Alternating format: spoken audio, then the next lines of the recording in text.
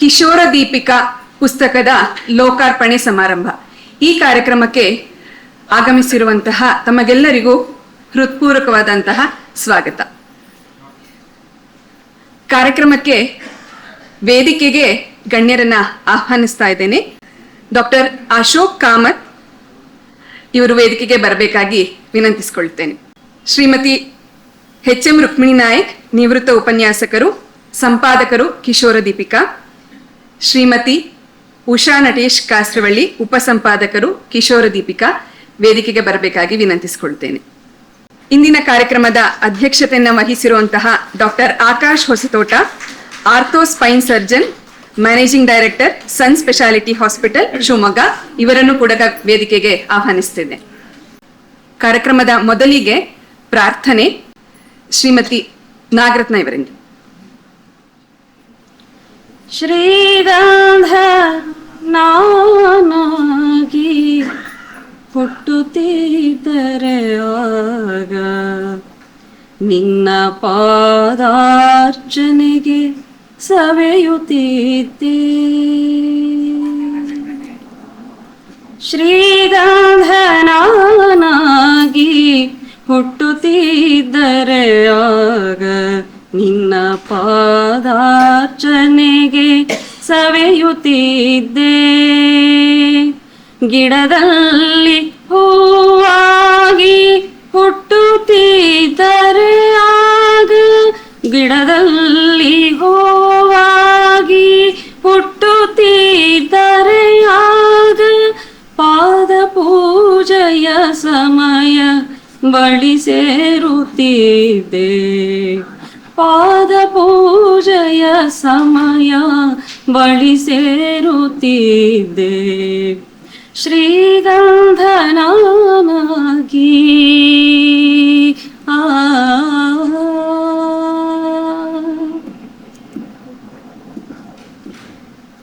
ನಿನ್ನ ಭಜಿಸುವ ದುಂಬಿ ನಾನಾಗಿ ಜನಿಸಿದರೆ ಪದಕಮಲ ಮಕರಂದ ಹೀರುತ್ತಿದ್ದೆ. ನಿನ್ನ ಭಜಿಸುವ ದುಂಬಿ ನಾನಾಗಿ ಜನಿಸಿದರೆ ಪದಕಮಲ ಮಕರಂದ ಹೀರುತ್ತಿದ್ದೆ. ನೀ ನಡೆವ ಮಾರ್ಗದಲ್ಲಿ ನಾನು ಜನಿಸಿದರಾಗ, ನೀ ನಡೆವ ಮಾರ್ಗದಲ್ಲಿ ನಾನು ಜನಿಸಿದರಾಗ ಪಾದಧೂಳಿನ ನಡುವೆ ಹೊರಳಾಡುತ್ತಿದ್ದೆ. ಪಾದಧೂಳಿನ ನಡುವೆ ಹೊರಳಾಡುತ್ತಿದ್ದೆ. ಶ್ರೀಗಂಧ ನಾನಾಗಿ ಹುಟ್ಟುತ್ತಿದ್ದರೆ ಆಗ ನಿನ್ನ ಪಾದಾರ್ಚನೆಗೆ ಸವೆಯುತ್ತಿದ್ದೆ.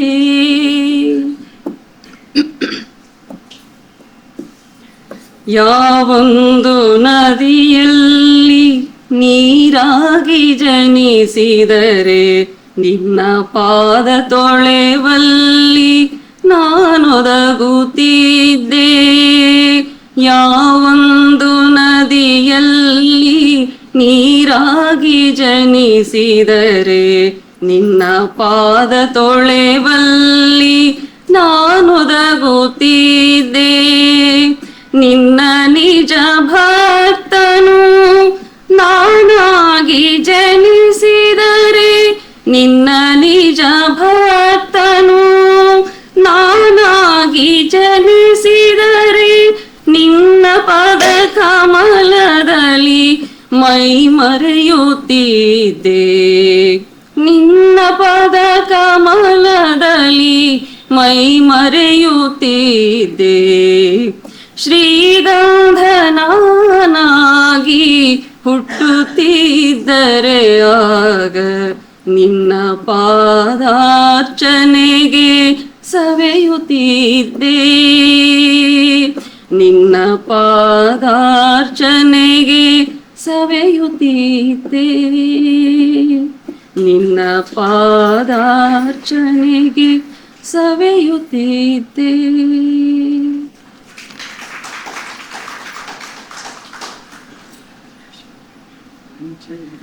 ಸುಶ್ರಾವ್ಯವಾಗಿ ಪ್ರಾರ್ಥನೆಯನ್ನು ನೆರವೇರಿಸಿದಂತಹ ಶ್ರೀಮತಿ ನಾಗರತ್ನ ಇವರಿಗೆ ಧನ್ಯವಾದಗಳು. ವಿಶೇಷ ಅಂದ್ರೆ ನಾಗರತ್ನ ಇವರು ಬಾಲಗೋಕುಲದ ಮೊದಲನೆಯ ಬ್ಯಾಚ್ಗಳಲ್ಲಿ ಇದ್ದಂತಹ ವಿದ್ಯಾರ್ಥಿ. ಇಂದಿಗೂ ಕೂಡ ಕಾಂಟ್ಯಾಕ್ಟ್ ಅನ್ನ ಇಟ್ಕೊಂಡಿದ್ದಾರೆ ಬಾಲಗೋಕುಲದ ಜೊತೆಯಲ್ಲಿ. ಅಭಿಮಾನದಿಂದ ಈ ಕಾರ್ಯಕ್ರಮಕ್ಕೆ ಬಂದು ಪ್ರಾರ್ಥನೆಯನ್ನ ಹೇಳಿದ್ದಾರೆ. ಧನ್ಯವಾದಗಳು. ವೇದಿಕೆಗೆ ಸಂಸ್ಕಾರ ಭಾರತೀಯ ಪ್ರಾಂತ ಸಂಘಟನಾ ಕಾರ್ಯದರ್ಶಿಗಳಾದಂತಹ ರಾಮಚಂದ್ರಜಿ ಅವರಿಗೆ ಆಹ್ವಾನಿಸ್ತಾ ಇದ್ದೇನೆ. ದಯವಿಟ್ಟು ವೇದಿಕೆಗೆ ಬರಬೇಕು.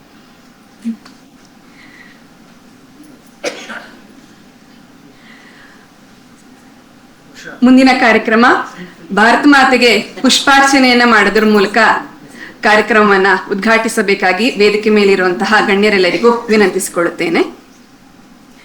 ಭಾರತ ಮಾತೆಗೆ ಪುಷ್ಪಾರ್ಚನೆ ಮಾಡೋದ್ರ ಮೂಲಕ ಉದ್ಘಾಟನೆ ಮಾಡಬೇಕು ಅಂತ ಹೇಳಿ ಕೇಳ್ಕೊಳ್ತೀನಿ. ವೇದಿಕೆ ಮೇಲೆ ಭಾರತ ಮಾತೆಯ ಫೋಟೋದ ಪಕ್ಕ ಮತ್ತೊಂದು ಕುರ್ಚಿ ಇದೆ. ಅಲ್ಲಿ ಸಾಯಿಬಾಬಾ ಗುರುಗಳು ಯಾವಾಗ್ಲೂ ಆಸೀನರಾಗಿರ್ತಾರೆ. ಎಲ್ಲ ಕಾರ್ಯಕ್ರಮಗಳಿಗೂ ಅವರು ಸಾಕ್ಷಿಯಾಗಿರ್ತಾರೆ ಅನ್ನುವಂತಹ ಭಾವನೆಯಲ್ಲಿ ಕಾರ್ಯಕ್ರಮವನ್ನು ನಡೆಸ್ತಾ ಇದ್ದೇವೆ. ಭಾರತ ಮಾತೆಗೆ ಮತ್ತೆ ಗುರುಗಳಿಗೆ ಇಬ್ಬರಿಗೂ ಪುಷ್ಪಾರ್ಚನೆ ಮಾಡೋದ್ರ ಮೂಲಕ ಕಾರ್ಯಕ್ರಮವನ್ನು ಪ್ರಾರಂಭಿಸೋಣ. ಇಂದಿನ ದಿನಗಳಲ್ಲಿ ಮಕ್ಕಳಿಗೆ ಮೌಲ್ಯ ಶಿಕ್ಷಣದ ಅವಶ್ಯಕತೆ ಜಾಸ್ತಿ ಇದೆ ಅಂತ ಹೇಳಿ ನಾವೆಲ್ಲ ಅನ್ಕೊಳ್ತಾನೆ ಇರ್ತೀವಿ. ಆದ್ರೆ ಕಳೆದ ಕೆಲವು ದಿನಗಳಿಂದ ನಮ್ಮ ದೇಶದಲ್ಲಿ ನಡೆಯುತ್ತಿರುವಂತಹ ಯುವಜನತೆಯ ಒಂದು ಹೋರಾಟವನ್ನ ನಾವು ಗಮನಿಸಿದ್ರೆ ಇಂದಿನ ಮೌಲ್ಯ ಶಿಕ್ಷಣದ ಅವಶ್ಯಕತೆ ಮತ್ತೂ ಹೆಚ್ಚಿದೆ ಅನ್ನೋದು ಮತ್ತೆ ಮತ್ತೆ ಪ್ರೂವ್ ಆಗ್ತಾ ಇದೆ. ಸಮುದ್ರಕ್ಕೆ ನೆಂಟಸ್ತನ ಉಪ್ಪಿಗೆ ಬಡತನ ಅಂತ ಹೇಳೋ ಹಾಗೆ ನಮ್ಮ ಭಾರತ ಮೌಲ್ಯ ಶಿಕ್ಷಣವನ್ನ ಪ್ರಪಂಚಕ್ಕೆ ನೀಡಿದರೂ ಕೂಡ ನಮ್ಮಲ್ಲಿ ಮೌಲ್ಯ ಶಿಕ್ಷಣಕ್ಕೆ ನೀಡುವಂತಹ ಒತ್ತು ಇತ್ತೀಚಿನ ಶಿಕ್ಷಣ ವ್ಯವಸ್ಥೆಯಲ್ಲಿ ಬಹಳ ಕಡಿಮೆ ಆಗ್ತಾ ಇದೆ. ಮಾರ್ಕ್ಸ್ ದಿನ ಹಿಂದೆ ಓಡೋವಂಥದ್ದು, ಕೋರ್ಸಿಗೆ ಸೆಲೆಕ್ಟ್ ಆಗೋದೇ ಒಂದೇ ಗುರಿ ಅಂತ ಹೇಳಿ ಮಕ್ಕಳಲ್ಲಿ ನಾವು ತಲೆಯಲ್ಲಿ ಬೇಕೋ ಬೇಡೋ ತುಂಬ್ತಾ ಇರ್ತೀವಿ. ಅದು ಅವರನ್ನ ಒಂದು ಮೆಷಿನ್ ಆಗಿ ಮಾಡುತ್ತೆ. ನಿರಾಸೆ, ಸೋಲನ್ನ ಅವರು ತಡೆದುಕೊಳ್ಳೋದಕ್ಕೆ ಆಗಲ್ಲ ಅನ್ನೋಂತಹ ಪರಿಸ್ಥಿತಿ ಬಂದು ಆತ್ಮಹತ್ಯೆ ಕೂಡ ಶರಣಾಗುವಂತಹ ನಿದರ್ಶನಗಳು ಸಾಕಷ್ಟು ನಮ್ಮ ಮುಂದಿದೆ. ಹಾಗಾಗಿ ಇಂದಿನ ದಿನದಲ್ಲಿ ಮೌಲ್ಯ ಶಿಕ್ಷಣ, ಸಂಸ್ಕಾರಯುತ ಶಿಕ್ಷಣ ಅನ್ನುವಂಥದ್ದು ಶಾಲೆಗಳಲ್ಲೂ ಆಗ್ಬೇಕು, ಮನೆಗಳಲ್ಲೂ ಆಗ್ಬೇಕು. ಮೌಲ್ಯ ಶಿಕ್ಷಣ ಹೇಗೆ ಅಂತ ಹೇಳಿ ನಾವು ನೋಡಿದಾಗ ನಮಗೆ ಅದಕ್ಕೆ ಬೇಕಾದಂತಹ ಒಂದು ರೆಡಿ ಸ್ವತ್ತು, ನಮಗೆ ಬೇಕಾದಂತಹ ಒಂದು ಭಂಡಾರ ನೀಡುವಂಥದ್ದು ಕಿಶೋರ ದೀಪಿಕಾ ಪುಸ್ತಕ.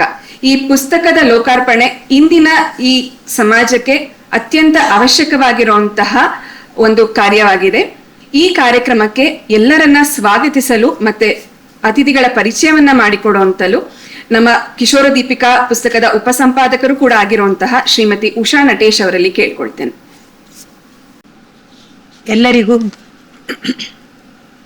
ಎಲ್ಲರಿಗೂ ಶುಭ ಸಂಜೆ, ನಮಸ್ಕಾರ. ಈ ದಿನ ನಾವು ಕಿಶೋರ ದೀಪಿಕಾ ಪುಸ್ತಕದ ಬಿಡುಗಡೆಯ ಈ ಸಮಾರಂಭಕ್ಕೆ ಆತ್ಮೀಯವಾಗಿ ಎಲ್ಲರನ್ನ ನಾನು ಸ್ವಾಗತಿಸ್ತಾ ಇದ್ದೀನಿ. ಈ ಸಂಜೆಯ ಕಾರ್ಯಕ್ರಮ ಅರ್ಥಪೂರ್ಣವಾಗಿ ಯಶಸ್ವಿಯಾಗಿ ನೆರವೇರಲಿ ಅಂತ ಅನ್ನೋದೇ ನನ್ನ ಸದಾಶಯ ಆಗಿದೆ. ಈ ಸಮಾರಂಭದ ಅಧ್ಯಕ್ಷತೆಯನ್ನ ಚಂದಗಾಣಿಸ್ಲಿಕ್ಕೆ ಸನ್ ಸ್ಪೆಷಾಲಿಟಿ ಆಸ್ಪತ್ರೆಯ ಆರ್ಥೋಸ್ಪೈನ್ ಸರ್ಜನ್ ಮ್ಯಾನೇಜಿಂಗ್ ಡೈರೆಕ್ಟರ್ ಆದ ಡಾಕ್ಟರ್ ಆಕಾಶ್ ಹೊಸತೋಟರವರು ಆಗಮಿಸಿದ್ದಾರೆ. ಅವರ ಒಂದು ಕಿರು ಪರಿಚಯವನ್ನ ತಮ್ಮ ಮುಂದೆ ಇಡುವಂತಹ ಕಾರ್ಯ ನನಗೆ ಸಿಕ್ಕಿರೋದು ನನ್ನ ಸೌಭಾಗ್ಯ ಅಂತ ಪರಿಗಣಿಸ್ತಾ ಇದ್ದೀನಿ. ಡಾ ಆಕಾಶ್ ರವರು ತಮ್ಮ ಕ್ಷೇತ್ರದಲ್ಲಿ ಅಪಾರ ಜ್ಞಾನ, ಕೌಶಲ್ಯ ಮತ್ತು ರೋಗಿಗಳ ಆರೈಕೆಯಲ್ಲಿ ಅಪಾರ ಸಮರ್ಪಣಾ ಭಾವವನ್ನು ಹೊಂದಿರುವ ಉನ್ನತ ಮಟ್ಟದ ವೈದ್ಯರಾಗಿದ್ದಾರೆ. ಡಾ ಆಕಾಶ್ ಅವರು ಬೆಂಗಳೂರು ಮೆಡಿಕಲ್ ಕಾಲೇಜಿನಿಂದ MBBS ಹಾಗೂ ಹುಬ್ಬಳ್ಳಿಯ KIMS ನಿಂದ MS ಪದವಿಯನ್ನು ಅತ್ಯುತ್ತಮ ಶ್ರೇಣಿಯಲ್ಲಿ ಪೂರೈಸಿದ್ದಾರೆ. ಇಷ್ಟಕ್ಕೆ ತಮ್ಮ ಕಲಿಕೆಯನ್ನು ಸೀಮಿತಗೊಳಿಸದೆ ನವದೆಹಲಿಯಿಂದ DNB ಯುನೈಟೆಡ್ ಕಿಂಗ್ಡಮಿನ ಗ್ಲಾಸ್ಗೋ ವಿಶ್ವವಿದ್ಯಾಲಯದಿಂದ MRCS, ಬೆಲ್ಜಿಯಂನಿಂದ ಸಿಕಾಟ್ ಡಿಪ್ಲೊಮೊ ಹಾಗೂ ಸಾಕ್ರಾ ವರ್ಲ್ಡ್ ಆಸ್ಪತ್ರೆಯಿಂದ ಸ್ಪೈನ್ ಸರ್ಜರಿಯಲ್ಲಿ FNB ಸೂಪರ್ ಸ್ಪೆಷಲೈಸೇಷನ್ ಗಳಿಸಿದ್ದಾರೆ. ಅಷ್ಟೇ ಅಲ್ಲದೆ ತಮ್ಮ ವೈದ್ಯಕೀಯ ನೈಪುಣ್ಯವನ್ನು ಮತ್ತಷ್ಟು ಹೆಚ್ಚಿಸಿಕೊಳ್ಳಲು ಅವರು ದಕ್ಷಿಣ ಕೊರಿಯಾದ ಅಯನ್ ಆಸ್ಪತ್ರೆಯಲ್ಲಿ ಸ್ಪೈನ್ ಎಂಡೋಸ್ಕೋಪಿ, ಅಹಮದಾಬಾದಿನಲ್ಲಿ ಏವೋ ಸ್ಪೈ ಮತ್ತು ಚೆನ್ನೈನ ಅಪೋಲೋ ಆಸ್ಪತ್ರೆಯಲ್ಲಿ ರೊಬೋಟಿಕ್ಸ್ ಸ್ಪೈನ್ ಸರ್ಜರಿ ಈ ವಿಷಯಗಳಲ್ಲಿ ಉನ್ನತ ಫೆಲೋಶಿಪ್ಗಳನ್ನು ಪೂರೈಸಿದ್ದಾರೆ. ಮೈಕ್ರೋಸ್ಕೋಪಿಕ್ ಹಾಗೂ ಕನಿಷ್ಠ ಛೇದನ ಶಸ್ತ್ರ ಚಿಕಿತ್ಸೆಗಳಲ್ಲಿ ನಿಪುಣರಾಗಿರುವಂತಹ ಡಾಕ್ಟರ್ ಆಕಾಶ್ ರವರು ವಿಕ್ಟೋರಿಯಾ ಆಸ್ಪತ್ರೆ, ಕೊಯಂಬತ್ತೂರಿನ ಗಂಗಾ ಆಸ್ಪತ್ರೆಗಳಲ್ಲಿ ಸೇವೆ ಸಲ್ಲಿಸಿದ್ದು ಪ್ರಸ್ತುತ ಶಿವಮೊಗ್ಗದ ಸುಬ್ಬಯ್ಯ ಮೆಡಿಕಲ್ ಕಾಲೇಜಿನಲ್ಲಿ ಸಹಾಯಕ ಪ್ರಾಧ್ಯಾಪಕರಾಗಿ ಸೇವೆಯನ್ನು ಸಲ್ಲಿಸ್ತಾ ಇದ್ದಾರೆ.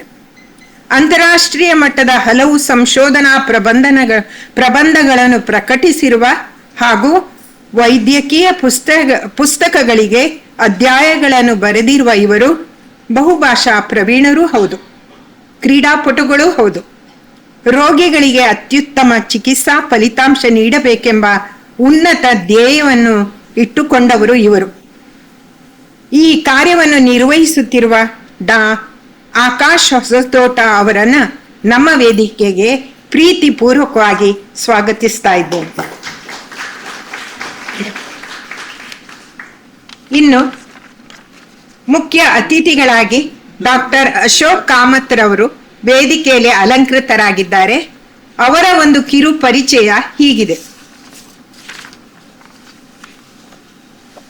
ಇಂದಿನ ಕಿಶೋರ ದೀಪಿಕಾ ಪುಸ್ತಕದ ಬಗ್ಗೆ ತಮ್ಮ ಅಮೂಲ್ಯ ಅನಿಸಿಕೆಗಳನ್ನು ಹಂಚಿಕೊಳ್ಳಲು ಉಡುಪಿಯಿಂದ ಶ್ರೀಯುತ ಅಶೋಕ್ ಕಾಮತ್ ರವರು ಆಗಮಿಸಿದ್ದಾರೆ. ಇವರು ಉಡುಪಿಯ ಜಿಲ್ಲಾ ಶಿಕ್ಷಣ ಹಾಗೂ ತರಬೇತಿ ಸಂಸ್ಥೆಯಲ್ಲಿ ಉಪನಿರ್ದೇಶಕರು ಹಾಗೂ ಪ್ರಾಂಶುಪಾಲರಾಗಿ ಕರ್ತವ್ಯ ನಿರ್ವಹಿಸುತ್ತಿದ್ದಾರೆ. ಇವರ ತಂದೆ ಶ್ರೀ ನಾರಾಯಣ ಕಾಮತ್ ಹಾಗೂ ತಾಯಿ ರೋಹಿಣಿ ಕಾಮತ್ ಶಿವಮೊಗ್ಗೆಯಲ್ಲಿ ಪ್ರಾಥಮಿಕ ತರಗತಿಯಿಂದ ಪದವಿಯವರೆಗೆ ಶಿಕ್ಷಣವನ್ನು ಮುಗಿಸಿ ಕೇಂದ್ರ ಸರ್ಕಾರದ ಕ್ಯಾಬಿನೆಟ್ ಸೆಕ್ರೆಟರಿಯೇಟ್ನಲ್ಲಿ ಅಸ್ಸಾಂ, ಗುಜರಾತ್ ಹಾಗೂ ದೆಹಲಿಯಲ್ಲಿ 10 ವರ್ಷ ಕಾಲ ಸೇವೆಯನ್ನು ಸಲ್ಲಿಸಿದ್ದಾರೆ. ನಂತರ ಅಂತರಂಗದ ಕರೆಯಂತೆ ಶಿಕ್ಷಕನೇ ಆಗಬೇಕೆಂಬ ಹಂಬಲದಿಂದ ಕರ್ನಾಟಕಕ್ಕೆ ಆಗಮಿಸಿ KES ಪರೀಕ್ಷೆಯಲ್ಲಿ ತೇರ್ಗಡೆಯಾಗಿ ಸರ್ಕಾರಿ ಪ್ರೌಢಶಾಲೆಗೆ ಮುಖ್ಯ ಶಿಕ್ಷಕರಾಗಿ ನಿಯುಕ್ತಿ ಹೊಂದಿದರು. ಅಲ್ಲಿ ನಾನಾ ಶಾಲೆಗಳಲ್ಲಿ ಅಪರೂಪದ ಚಟುವಟಿಕೆಗಳನ್ನು ನಡೆಸಿ ಶಿಕ್ಷಣ ತಜ್ಞರೆಂಬ ಪ್ರಶಂಸೆಗೆ ಭಾಜನರಾದರು. ಕನ್ನಡ ಆತ್ಮಕಥನಗಳಲ್ಲಿ ಶಾಲಾ ಶಿಕ್ಷಣದ ನೆಲೆಗಳು ಎಂಬ ಮಹಾಪ್ರಬಂಧಕ್ಕೆ PhD ಪದವಿಯಿಂದ ಅಲಂಕೃತರಾಗಿದ್ದಾರೆ. ಉಡುಪಿಯ ಒಳಕಾಡು ಸರ್ಕಾರಿ ಪ್ರೌಢಶಾಲೆಗೆ 2 ಕೋಟಿ ರೂಗಳಿಗೂ ಮಿಕ್ಕಿ ದೇಣಿಗೆಯನ್ನು ಸಂಗ್ರಹಿಸಿ ಚಪ್ಪಾಳೆ ತಟ್ಟು ಶಾಲೆಯ ಸರ್ವಾಂಗೀಯ ಪ್ರಗತಿಯನ್ನ ಸಾಧಿಸಿದ್ದಾರೆ.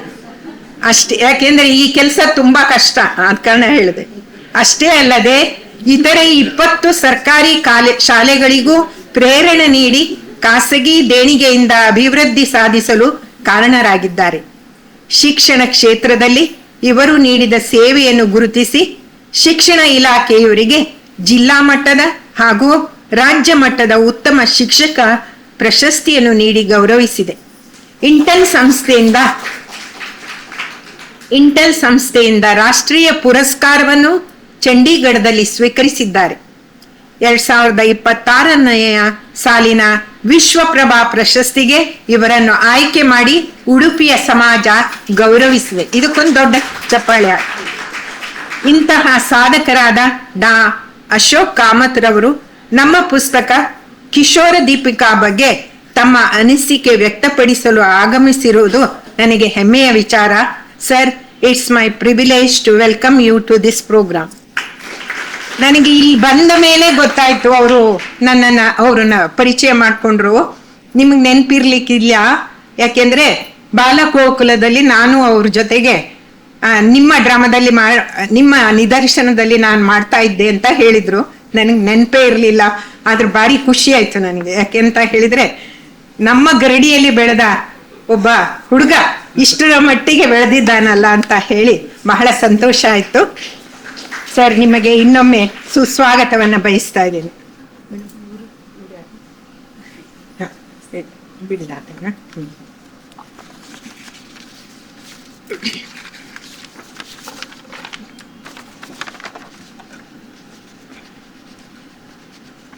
ಹಾಗೆಯೇ ಈ ಕಾರ್ಯಕ್ರಮದ ರೂವಾರಿ ಕಿಶೋರ ದೀಪಿಕಾ ಪುಸ್ತಕದ ಸಂಪಾದಕರಾದ ಎಚ್.ಎಂ. ರುಕ್ಮಿಣಿ ನಾಯಕರವರು ನಮ್ಮೊಂದಿಗೆ ಇದ್ದಾರೆ. ನನ್ನ ಗೆಳತಿಯೂ ಹೌದು.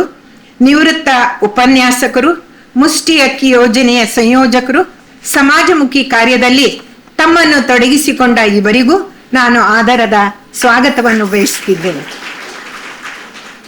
ಈ ಕಾರ್ಯಕ್ರಮ ಅಖಿಲ ಭಾರತೀಯ ಸಾಹಿತ್ಯ ಪರಿಷತ್ ಶಿವಮೊಗ್ಗ ಹಾಗೂ ಬಾಲಗೋಕುಲ ಶಿವಮೊಗ್ಗ ಇವರ ಸಹಯೋಗದಲ್ಲಿ ನಡೀತಾ ಇದೆ. ಆಗಮಿಸಿದ ಈ ಸಂಸ್ಥೆಯ ಎಲ್ಲ ಸದಸ್ಯರುಗಳನ್ನ ಪ್ರೀತಿಪೂರ್ವಕವಾಗಿ ಈ ಕಾರ್ಯಕ್ರಮಕ್ಕೆ ಸ್ವಾಗತಿಸ್ತಾ ಇದ್ದೇನೆ. ಮತ್ತು ಈ ಕಾರ್ಯಕ್ರಮವನ್ನು ನಡೆಸಿಕೊಡುತ್ತಿರುವಂತಹ ಸಂಸ್ಕಾರ ಭಾರತಿ ಮತ್ತು ಮಂಥನ ಶಿವಮೊಗ್ಗ ಇವರಿಗೂ ಕೂಡ ನಾನು ಸ್ವಾಗತವನ್ನ ಬಯಸುತ್ತೇನೆ. ಕೊನೆಗೆ ಯಾವುದೇ ಕಾರ್ಯಕ್ರಮದ ಯಶಸ್ವಿಗೆ ಪ್ರೇಕ್ಷಕರು ಅತಿ ಅವಶ್ಯಕವಾಗಿರ್ತಾರೆ. ಹಾಗಾಗಿ ಪುಸ್ತಕ ಪ್ರೇಮಿಗಳು ಮತ್ತು ನಮ್ಮ ಹಿತೈಷಿಗಳು ಆಗಿ ಆಗಮಿಸಿದ ಪ್ರೇಕ್ಷಕ ವೃಂದದವರನ್ನ ಕಾರ್ಯಕ್ರಮಕ್ಕೆ ಪ್ರೇಮಪೂರ್ವಕವಾಗಿ ಸ್ವಾಗತಿಸ್ತಾ ಇದ್ದೇನೆ. ಕೊನೆಯದಾಗಿ ಕಾರ್ಯಕ್ರಮದ ಯಶಸ್ಸನ್ನು ಜನಮಾನಸಕ್ಕೆ ತಲುಪಿಸಲು ಪತ್ರಿಕೆಯವರು, ಮಾಸ್ ಮೀಡಿಯಾದವರು ಆಗಮಿಸಿದ್ದಾರೆ. ಅವರಿಗೂ ಕೂಡ ಸ್ವಾಗತವನ್ನ ಬಯಸ್ತಾ ಇದ್ದೀನಿ. ಕೊನೆಯದಾಗಿ ಸರ್ವರಿಗೂ ಈ ಶುಭ ಸಂಜೆಯ ಕಾರ್ಯಕ್ರಮಕ್ಕೆ ಸುಸ್ವಾಗತವನ್ನ ಮತ್ತೊಮ್ಮೆ ಕೋರ್ತಾ ಇದ್ದೀನಿ. ಈಗ ನಾನು ಕೆಲವೇ ಮಾತುಗಳಲ್ಲಿ ನಾನು ಯಾವ ರೀತಿ ಈ ಕಿಶೋರ ದೀಪಿಕಾ ದಲ್ಲಿ ಅದನ್ನು ಬರೆಯುವಲ್ಲಿ ಭಾಗಿಯಾಗಿ ಅನ್ನೋದರ ಬಗ್ಗೆ ನನ್ನ ಅನಿಸಿಕೆಯನ್ನು ನಿಮ್ಮ ಮುಂದೆ ಇಡ್ಲಿಕ್ಕೆ ಇಷ್ಟಪಡ್ತಾ ಇದ್ದೀನಿ. ನಿಜವಾಗ್ಲೂ ಹೇಳ್ಬೇಕಂದ್ರೆ ಇದೊಂದು ನನಗೆ ಬಯಸದೇ ಬಂದ ಭಾಗ್ಯ ಅಂತ ಹೇಳ್ಬೋದು. ಯಾಕೆಂದ್ರೆ ನಾನು ಈ ಪುಸ್ತಕದ ಬಗ್ಗೆ ನನಗೆ ಕಲ್ಪನೆನೇ ಇರಲಿಲ್ಲ.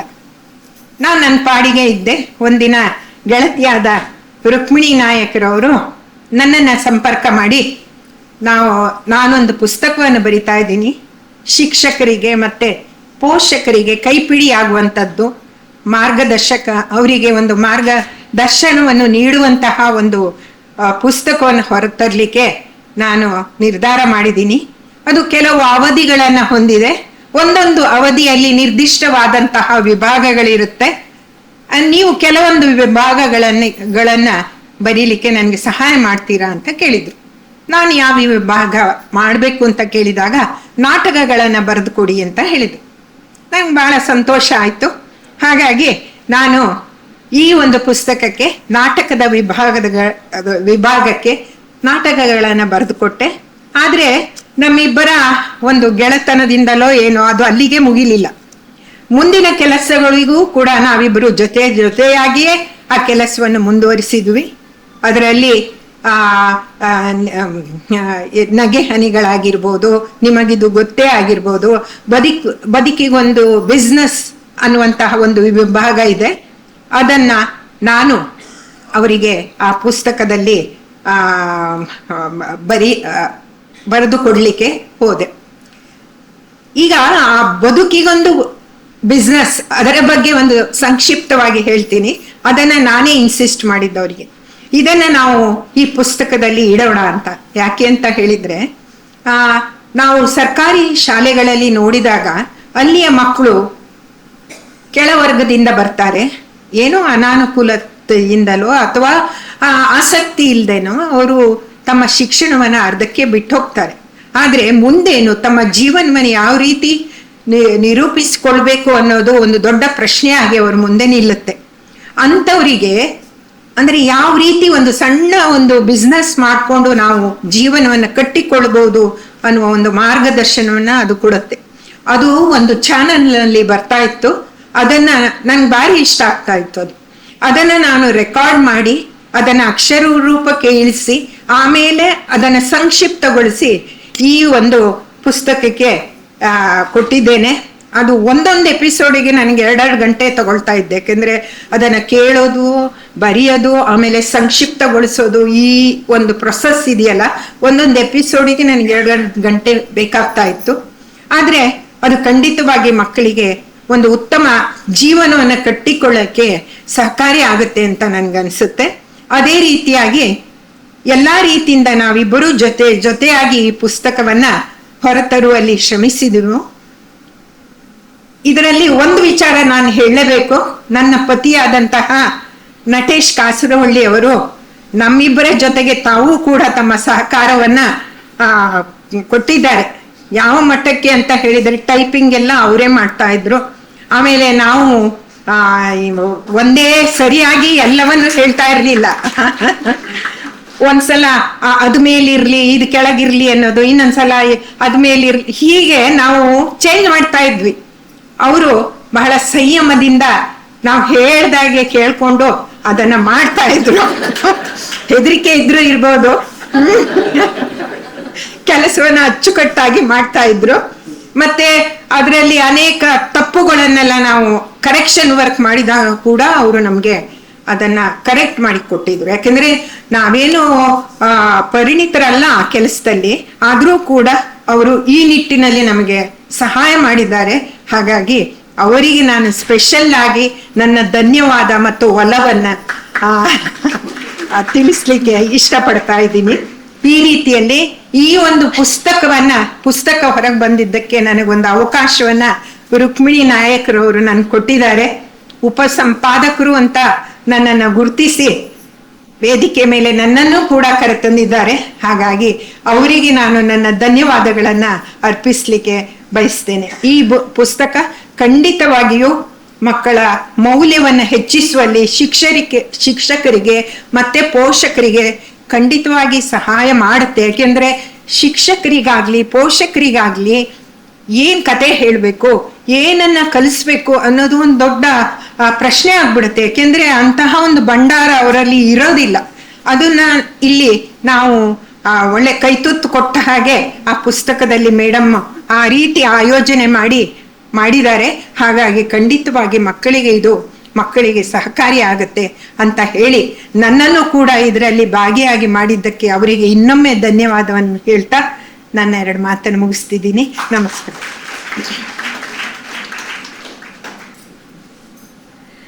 ವೇದಿಕೆಯಲ್ಲಿ ಸಂಸ್ಕಾರ ಭಾರತೀಯ ಪ್ರಾಂತ ಸಂಘಟನಾ ಕಾರ್ಯದರ್ಶಿಗಳಾದಂತಹ ರಾಮಚಂದ್ರಿಜಿ ಅವರು ಕೂಡ ಉಪಸ್ಥಿತರಿದ್ದಾರೆ. ಅವರಿಗೂ ಕೂಡ ಕಾರ್ಯಕ್ರಮಕ್ಕೆ ಹೃತ್ಪೂರ್ವಕವಾದ ಸ್ವಾಗತವನ್ನು ಬಯಸ್ತೇನೆ. ಹಾಗೆ ವಿಸ್ತೃತವಾಗಿ ಸ್ವಾಗತ ಪರಿಚಯ ಮತ್ತೆ ತಮ್ಮ ಅಭಿಪ್ರಾಯವನ್ನು ವ್ಯಕ್ತಪಡಿಸಿದಂತಹ ನಮ್ಮ ಪುಸ್ತಕದ ಉಪಸಂಪಾದಕರಾದಂತಹ ಶ್ರೀಮತಿ ಉಷಾ ನಟೇಶ್ ಅವರಿಗೂ ಧನ್ಯವಾದಗಳು. ಈಗ ಕಾರ್ಯಕ್ರಮದ ಪ್ರಾಸ್ತಾವಿಕ ನುಡಿಯನ್ನ ನುಡಿಬೇಕು ಅಂತ ಹೇಳಿ ಪುಸ್ತಕದ ಸಂಪಾದಕರಾದಂತಹ ಶ್ರೀಮತಿ ರುಕ್ಮಿಣಿ ನಾಯಕ್ ಅವರಲ್ಲಿ ಕೇಳ್ಕೊಳ್ತೇನೆ.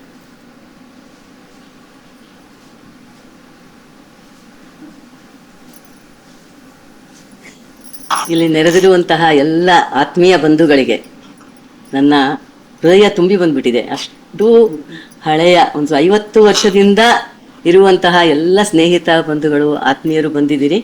ನಿಮಗೆಲ್ರಿಗೂ ಕೂಡ ನನ್ನ ಒಂದು ಹೃತ್ಪೂರ್ವಕವಾದಂತಹ ವಂದನೆಗಳು.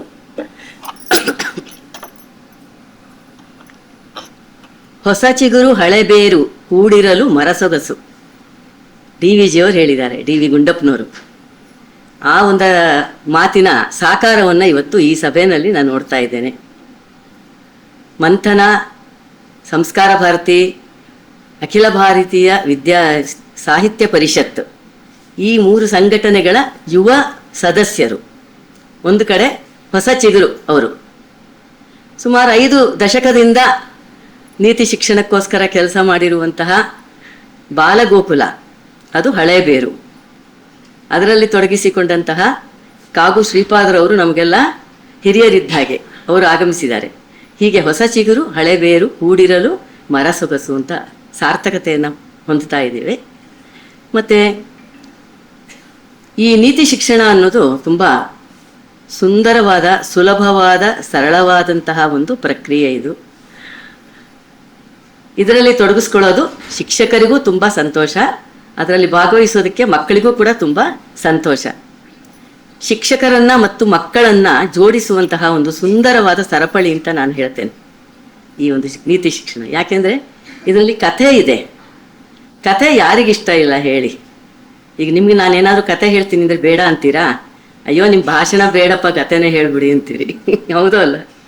ಹಾಗೆ ಕಥೆಯ ಮೂಲಕ ಮಧುರವಾದಂತಹ ದೇಶಭಕ್ತಿ ಹಾಡುಗಳ ಮೂಲಕ ಮಕ್ಕಳ ಮನಸ್ಸನ್ನು ಗೆದ್ದು ಆನಂತರ ನಾವು ಅವರಿಗೆ ಶಿಕ್ಷಣವನ್ನು ಕೊಟ್ಟರೆ ಅದು ಬಹಳ ಯಶಸ್ವಿಯಾಗಿ ಮುಂದುವರಿಯುತ್ತೆ ಅಂತ ನನ್ನ ಒಂದು ಅಪೇಕ್ಷೆ, ನನ್ನ ಒಂದು ಅಭಿಪ್ರಾಯ. ಈಗ ನಮ್ಮ ಸಮಾಜದಲ್ಲಿ ಕಂಡು ಬರ್ತಾ ಇರುವಂತಹ ಎಲ್ಲ ಅನಿಷ್ಟಗಳಿಗೆ, ಎಲ್ಲ ಸಮಸ್ಯೆಗಳಿಗೆ ನಾವು ನೀತಿ ಶಿಕ್ಷಣವನ್ನು ಕಡೆಗಣಿಸಿದ್ದೇ ಕಾರಣ ಆಗಿದೆ. ಈಗ ಮತ್ತೊಮ್ಮೆ ಅಂತಹ ಒಂದು ಹವಾ ಹೊರಗೆ ಬರ್ತಾ ಇದೆ ಅಂತ ನನ್ನ ಕಣ್ಣಿಗೆ ಕಾಣಿಸ್ತಾ ಇದೆ. ಇಷ್ಟು ವರ್ಷ ಬದುಕಿದ್ದಕ್ಕೂ ಸಾರ್ಥಕ ಅನಿಸ್ತಾ ಇದೆ ನನಗೆ. ಯಾಕಂದರೆ ನೀತಿ ಶಿಕ್ಷಣ ಕೊಡೋಕ್ಕೋಸ್ಕರ ನಾವು 5 ದಶಕಗಳನ್ನು ಕಳೆದಿದ್ದೀವಿ. ಅದು ಫಲ ಕೊಡ್ತಾ ಇದೆ. ಈಗ ಇಲಾಖೆಗಳಲ್ಲೂ ಕೂಡ ಹೇಳ್ತಾ ಇದ್ದಾರಂತೆ, ನೀತಿ ಶಿಕ್ಷಣ ಕೊಡಿ, ಕತೆ ಹೇಳಿ ಮಕ್ಕಳಿಗೆ ಅಂತೆಲ್ಲ. ಒಂದು ಒಳ್ಳೆಯ ಬದಲಾವಣೆ ಸಮಾಜದಲ್ಲಿ ಬರ್ತಾ ಇದೆ ಅಂತ ಹೇಳ್ತಾ ಇದ್ದೀನಿ. ಹಾಗೆಯೇ ಇದನ್ನು ನಾವು ಜಾರಿಗೆ ತರೋದಕ್ಕೆ ಬೇಕಾಗಿರೋದು ಏನಪ್ಪ ಅಂದರೆ ಮಕ್ಕಳ ಮೇಲಿನ ಪ್ರೀತಿ ಅಷ್ಟೇನೆ. ನಾವು ಮಕ್ಕಳನ್ನು ಪ್ರೀತಿಸಿದ್ರೆ ಮಾತ್ರ ನೀತಿ ಶಿಕ್ಷಣ ಕೊಡೋಕ್ಕಾಗತ್ತೆ, ಇಲ್ಲದೆ ಆಗೋದಿಲ್ಲ. ಒಂದ್ಸಲ DVG ಅವರು ಸೈಕಲ್ ಹೊಡ್ಕೊಂಡು ಮುದ್ರಣಾಲಯಕ್ಕೆ ಹೋಗ್ತಾ ಇದ್ರು. ಮುದ್ರಣಾಲಯದಲ್ಲಿ ಸೈಕಲ್ ನಿಲ್ಲಿಸ್ಬಿಟ್ಟು ಒಳಗೆ ಹೋದರು. ಕೆಲಸ ಮುಗಿಸ್ಕೊಂಡು ಹೊರಗೆ ಬಂದರು. ನೋಡ್ತಾರೆ ಸೈಕಲ್ಲೇ ಇಲ್ಲ.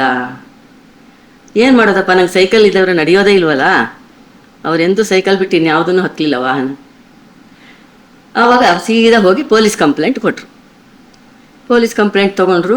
ಮಾರನೇ ದಿವಸನೇ ಹೇಳಿ ಕಳಿಸಿದ್ರು ಇವರಿಗೆ, ಬನ್ನಿ ಕಳ್ಳನೂ ಸಿಕ್ಕಿದ್ದಾನೆ, ಸೈಕಲ್ಲು ಸಿಕ್ಕಿದೆ. DVG ಬಂದು ನೋಡ್ತಾರೆ ಸೈಕಲ್ ಏನೋ ತಮ್ಮದೇನೆ. ಆದರೆ ಅಲ್ಲಿ ನಿಂತಿರೋ ಹುಡುಗ 20 ವರ್ಷನೂ ಆಗಿಲ್ಲ ಅವನಿಗೆ, ಚಿಕ್ಕ ಹುಡುಗ ಇನ್ನು, ಅವನು ನಿಂತಿದ್ದಾನೆ. ಇವ್ರಿಗೆ ಅನ್ನಿಸ್ತು, ಅಲ್ಲ ಎಂಥ ಕೆಲಸ ಆಗ್ತಿತ್ತಲ್ಲ, ಇಷ್ಟು ಚಿಕ್ಕ ಹುಡುಗನನ್ನು ಏನು ಮಾಡ್ತಾರೆ ಪೊಲೀಸ್ನವರು, ಜೈಲಿಗೆ ಕೊಡಿಸ್ತಾರೆ, 2 ವರ್ಷ ಶಿಕ್ಷೆ ಕೊಡ್ತಾರೆ. ಅಲ್ಲಿ 2 ವರ್ಷ ಶಿಕ್ಷೆ ಮುಗಿಸ್ಕೊಂಡು ಹೊರಗೆ ಬರೋ ಅಷ್ಟೊತ್ತಿಗೆ ಅವನೇನಾಗಿರ್ತಾನೆ, ಆ್ಯಂಟಿ ಸೋಷಿಯಲ್ ಎಲಿಮೆಂಟ್ ಆಗಿರ್ತಾನೆ, ಅಂದರೆ ಸಮಾಜ ದ್ರೋಹಿ ಶಕ್ತಿ ಆಗಿರ್ತಾನೋ. ಇದಕ್ಕೆ ನಾನು ಅವಕಾಶ ಕೊಡಬೇಕಾ? ಇದೆಲ್ಲ ಒಂದು ಕ್ಷಣದಲ್ಲಿ ಅವರ ಮನಸ್ಸಿನಲ್ಲಿ ಮೂಡೋಗುತ್ತೆ. ಅವ್ರೇನು ಮಾಡ್ತಾರೆ, ಪೊಲೀಸ್ ಇನ್ಸ್ಪೆಕ್ಟ್ರಿಗೆ ಹೇಳ್ತಾರೆ, ಅಯ್ಯೋ ಸ್ವಾಮಿ ನಂಗೆ ಗೊತ್ತೇ ಇರಲಿಲ್ಲ, ಇವನು ನಮ್ಮ ಮುದ್ರಣಾಲಯದಲ್ಲಿ ಕೆಲಸ ಮಾಡೋ ಹುಡುಗ, ಇವನು ತುಂಬ ಪ್ರಾಮಾಣಿಕ, ತುಂಬ ಚೆನ್ನಾಗಿ ಕೆಲಸ ಮಾಡ್ತಾನೆ, ಅವನನ್ನು ಹೋಗ್ಬಿಟ್ಟು ನೀವು ಕಳ್ಳ ಅಂತ ಹಿಡಿದ್ಬಿಟ್ಟಿದ್ದೀರಲ್ಲ ಸ್ವಾಮಿ ಅಂತ ಹೇಳ್ತಾರೆ. ಅವ್ರಂದ್ರು, ಇಲ್ಲ ನೀವು ಕಂಪ್ಲೇಂಟ್ ಕೊಟ್ಟಮೇಲೆ ಮುಗಿದೋಯ್ತು, ಅವ್ನು ಕಳ್ಳನೇ, ಅವನು ನಾವು ಕಂಪ್ಲೇಂಟ್ ತೊಗೊಂಡಾಗಿದೆ, ಇನ್ನೇನಿದ್ರು ಕೂಡ ಕೋರ್ಟ್ನಲ್ಲೇ ತೀರ್ಮಾನ ಆಗಬೇಕು ಅಂದ್ಬಿಡ್ತಾರೆ. ಆಯಿತು ನಾಳೆ ನಾನು ಕೋರ್ಟಿಗೆ ಬರ್ತೇನೆ ಅಂತಂದರು. ವಾಪಸ್ ಮನೆಗೆ ಹೋಗ್ಬಿಟ್ಟು ತಮ್ಮ ಅತ್ಯಂತ ಫೇಮಸ್ ಆಗಿದ್ದಂತಹ ಒಬ್ಬ ಲಾಯರು, ತಮ್ಮ ಸ್ನೇಹಿತರು, ಅವ್ರನ್ನ ಹೋಗ್ಬಿಟ್ಟು, ನೋಡಪ್ಪ ಈ ಹುಡುಗನ ಒಂದು ಸ್ವಲ್ಪ ಬಿಡುಗಡೆ ಮಾಡಬೇಕು, ಸೈಕಲ್ ಕದ್ದುಬಿಟ್ಟಿದ್ದ ಅಂತ ಹೇಳ್ತಾರೆ. ಅವರಿಗೆ ನಗೋದ್ರೆ ನಗು, ಅಷ್ಟು ಸಣ್ಣ ಕೆಲಸಕ್ಕೆ ನನ್ನನ್ನು ಕರೀತಾರೆ. ಇಲ್ಲ ನೀವು ಬರಲೇಬೇಕು ಕರ್ಕೊಂಡು ಹೋಗ್ತಾರೆ. ಆದರೆ ಆ ಲಾಯರ್ ಮಾತಿಗೂ ಜಡ್ಜು ಕ್ಯಾರೇ ಇರಲಿಲ್ಲ. ಇಲ್ಲ ಕಳ್ತನ ಮಾಡಿದ್ರೆ ಕಳ್ತನೇ ಅದು ಅಂತ. ಆಮೇಲೆ DVG ಹೇಳ್ತಾರೆ, ನೋಡ್ರಿ ನಾ ಹೇಳ್ತೀನಿ, ಕಟ್ನಿಟ್ಟಾಗಿ ಹೇಳ್ತೀನಿ, ಈ ಹುಡುಗನನ್ನು ಬಿಡುಗಡೆ ಮಾಡಬೇಕಷ್ಟೆ. ಆಮೇಲೆ ಜಡ್ಜಿಗೂ ಇವರು ಫ್ರೆಂಡೇ, ಯಾರು DVG. ಅದಕ್ಕೆ ಆಯ್ತಪ್ಪ ಕೈ ಮುಗಿತೀನಿ, ನೀ ಹೇಳಿದ್ಮೇಲೆ ಮುಗೀತು ಅಂತ ಹೇಳಿ ಅವನನ್ನು ಬಿಡುಗಡೆ ಮಾಡ್ತಾನೆ. ಅದಾದ್ಮೇಲೆ ಒಂದು 2 ವರ್ಷ ಆದಮೇಲೆ ಒಂದ್ಸಲ DVG ಅದೇ ರಸ್ತೆಯಲ್ಲಿ ಬರ್ಬೇಕಾದ್ರೆ ಯಾರೋ ಬಂದು ಕಾಲು ಹಿಡ್ಕೊಂಡಂಗೆ ಆಗುತ್ತೆ. ಯಾರಪ್ಪ ನೀನು, ಹೇಳು ಯಾಕೆ ಕಾಲು ಹಿಡ್ಕೊಳ್ತೀಯ ಅಂತಂದರೆ, ಮಹಾಸ್ವಾಮಿ ನೀವು ಅವತ್ತು ನನಗೆ ಸೈಕಲ್ ಕದ್ದಾಗ ಬಿಡುಗಡೆ ಮಾಡೋರಲ್ಲ ಆ ಮನುಷ್ಯ ನಾನೀಗೊಂದು ಮುದ್ರಣಾಲಯ ಪುಟ್ಟು ಮುದ್ರಣಾಲಯ ಇಟ್ಕೊಂಡಿದ್ದೀನಿ, ಚೆನ್ನಾಗಿ ನಡೀತಾ ಇದೆ, ನಮ್ಮ ತಂದೆ ತಾಯಿ ಇಟ್ಕೊಂಡು ನಾನು ಸಾಕ್ತಾ ಇದ್ದೀನಿ, ದಯವಿಟ್ಟು ನಮ್ಮ ಮುದ್ರಣಾಲಯಕ್ಕೆ ಬರ್ಬೇಕು ತಾವು. ಎಳ್ಕೊಂಡೇ ಹೋಗ್ಬಿಡ್ತಾನೆ ಅವ್ರನ್ನ. ಹ್ಞೂ ಇಲ್ಲ ಅಂತ ಹೇಳೋಕ್ಕೆ ಬಿಡಲ್ಲ. ಎಳ್ಕೊಂಡು ಹೋಗಿ ಅಲ್ಲೊಂದು ಕುರ್ಚಿ ಹಾಕಿ ಕೂರಿಸಿ ಒಂದು ದೊಡ್ಡ ಬುಟ್ಟಿ ತುಂಬ ಹೂ ತಂದು ಅವ್ರ ತಲೆ ಮೇಲೆ ಅಭಿಷೇಕ ಮಾಡ್ತಾರೆ. ಅಂದರೆ ಕ್ಷಮೆ ನೀಡಿದ ಬದುಕು ಅಂತ ಈ ಕತೆ ಹೆಸರು. ಇಂತಹ 100 ಕಥೆಗಳನ್ನು ನಮ್ಮ ಮಕ್ಕಳಿಗೆ ಯಾರು ಹೇಳಬೇಕು? ಪೋಷಕರು ಹೇಳಬೇಕು, ಪೋಷಕರಿಗೆ ಗೊತ್ತಾ? ಇಲ್ಲ. ಶಿಕ್ಷಕರು ಹೇಳಬೇಕು, ಶಿಕ್ಷಕರಿಗೆ ಗೊತ್ತಾ? ಇಲ್ಲ. ಯಾಕೆ ಗೊತ್ತಾ? ಇದೆಲ್ಲ ಕಥೆಗಳು ಸಿಗೋದು ನಮಗೆ ಓದಿನಿಂದ ಮಾತ್ರ ಸಿಗುತ್ತೆ. ಮಹಾಪುರುಷರ ಜೀವನ ಚರಿತ್ರೆಯನ್ನು ಓದೋದ್ರಿಂದ ಈ ಥರದ ಘಟನೆಗಳೆಲ್ಲ ನಮಗೆ ಸಿಗುತ್ತೆ. ಅದನ್ನು ನಮ್ಮ ಮಕ್ಕಳಿಗೆ ಎದುರುಗಡೆ ಕೂಡಿಸ್ಕೊಂಡು, ತೊಡೆ ಮೇಲೆ ಕೂಡಿಸ್ಕೊಂಡು, ಈಗೆಲ್ಲ ಮೊಮ್ಮಕ್ಕಳಾಗಿರುವಂತಹ ಹಂತದಲ್ಲಿರುವಂಥ ಜಾಸ್ತಿ ಜನ ಬಂದಿದ್ದೀರಿ, ನಿಮ್ಮ ಮೊಮ್ಮಕ್ಕಳನ್ನು ತಿದ್ದುವಂತಹ ಒಂದು ಅವಕಾಶ ನಿಮಗೆ ಸಿಕ್ಕಿದೆ. ಅಂತಹ ಒಂದು ಕೆಲಸವನ್ನು ಮಾಡಬೇಕು. ಬಾಲಗೋಕುಲ ಏನು 100 ಚಟುವಟಿಕೆಗಳನ್ನು ಶಿವಮೊಗ್ಗದಲ್ಲಿ ಮಾಡ್ತು ಆಗಿನ ಕಾಲಕ್ಕೆ, ಅದರ ಒಂದು ಸಾರ ಸರ್ವಸ್ವವಾಗಿ 2 ಪುಸ್ತಕಗಳನ್ನು ಬಿಡುಗಡೆ ಮಾಡಿದೆ. ಬಾಲಪ್ರದೀಪ ಪುಸ್ತಕ ಈಗಾಗಲೇ ಸುಮಾರು 13-14 ಸಾವಿರ ಕಾಪಿ ಖರ್ಚಾಗಿ ಶಿಕ್ಷಕರ ಒಂದು ಮೆಚ್ಚುಗೆಯನ್ನು ಪಡ್ಕೊಂಡಿದೆ. ಹಾಗೆಯೇ ಈಗ ಕಿಶೋರ ದೀಪಿಕಾ ಅಂತ ಹೇಳಿ, ಇದು ಅಡೋಲಸೆಂಟ್ ಏಜ್ ಅಂತ ಹೇಳ್ತಾರೆ, ಹದಿಹರೆಯದ ಮಕ್ಕಳು. ಅವರ ಮನಸ್ಸು ಬಹಳ ಚಂಚಲವಾಗಿರುತ್ತೆ, ಆದರೆ ಅಷ್ಟೇ ಫಾಸ್ಟಾಗೂ ಇರುತ್ತೆ. ನೀವು ಅವ್ರಿಗೆ ಏನು ಕೊಟ್ಟರು ಅದನ್ನು ಅವ್ರು ಸ್ವೀಕರಿಸೋ ಮಟ್ಟದಲ್ಲಿರ್ತಾರೆ. ದಯವಿಟ್ಟು ಆ ಮಕ್ಕಳನ್ನು ಉದಾಸೀನ ಮಾಡಬೇಡಿ. ಅವರಿಗೆ ನೀವು ಒಳ್ಳೆಯ ಶಿಕ್ಷಣವನ್ನು ಕೊಡಿ. ನೋಡಿ, ಯಾವ್ದಾದ್ರು ಒಂದು ಮನುಷ್ಯ ಚೆನ್ನಾಗಿ ಸಾಧನೆ ಮಾಡಿದ್ದಾನೆ ಅಂದರೆ ಅವ್ರ ಹಿಂದ್ಗಡೆ ನೀವು ಹುಡುಕೊಂಡು ಹೊರಟ್ರೆ ಅಲ್ಲಿ ತಂದೆ ತಾಯಿ ಅಥವಾ ಶಿಕ್ಷಕರು ಕೊಟ್ಟಂತಹ ನೀತಿ ಶಿಕ್ಷಣನೇ ಕಾರಣ ಆಗಿರುತ್ತೆ. ಅದನ್ನು ನಾವು ಜ್ಞಾಪಕದಲ್ಲಿ ಇಟ್ಕೊಂಡ್ಬಿಟ್ಟು ದಯವಿಟ್ಟು ಇಂತಹ ಒಂದು ಪುಸ್ತಕಗಳು ಇನ್ನೂ ಹೆಚ್ಚೆಚ್ಚಿಗೆ ಬರಲಿ. ನಿಮ್ಮೆಲ್ಲರ ಸಪೋರ್ಟ್ದಿಂದ, ಸಹಕಾರದಿಂದ ಇವತ್ತಿನ ದಿವಸ ನಂಗೆ ಏನು ಸಂತೋಷ ಗೊತ್ತಾ, ನಮ್ಮ ಕರೆಗೆ ಹೋಗ್ಬಿಟ್ಟು ಎಲ್ಲರೂ ಬಂದಿದ್ದೀರಿ, ಯಾರೂ ಮಿಸ್ ಆಗಿಲ್ಲ ಅಂತ ಹೇಳಬೇಕು. ಅಷ್ಟು ಜನ ಬಂದಿದ್ದೀರಿ. ನನ್ನ ಮನಸ್ಸು ತುಂಬಿ ಬಂದಿದೆ. ನನ್ನ ಮನಸ್ಸೀಗ 40 ವರ್ಷದ ಹಿಂದಿನ ಬಾಲ ಗೋಕುಲವನ್ನು ಜ್ಞಾಪಿಸ್ಕೊಳ್ತಾ ಇದೆ. ಮತ್ತೆ ಅದು ವಾಪಸ್ ಬರಲಿ ಅಂತ ಹೇಳ್ತೀನಿ. ನಮಸ್ಕಾರ.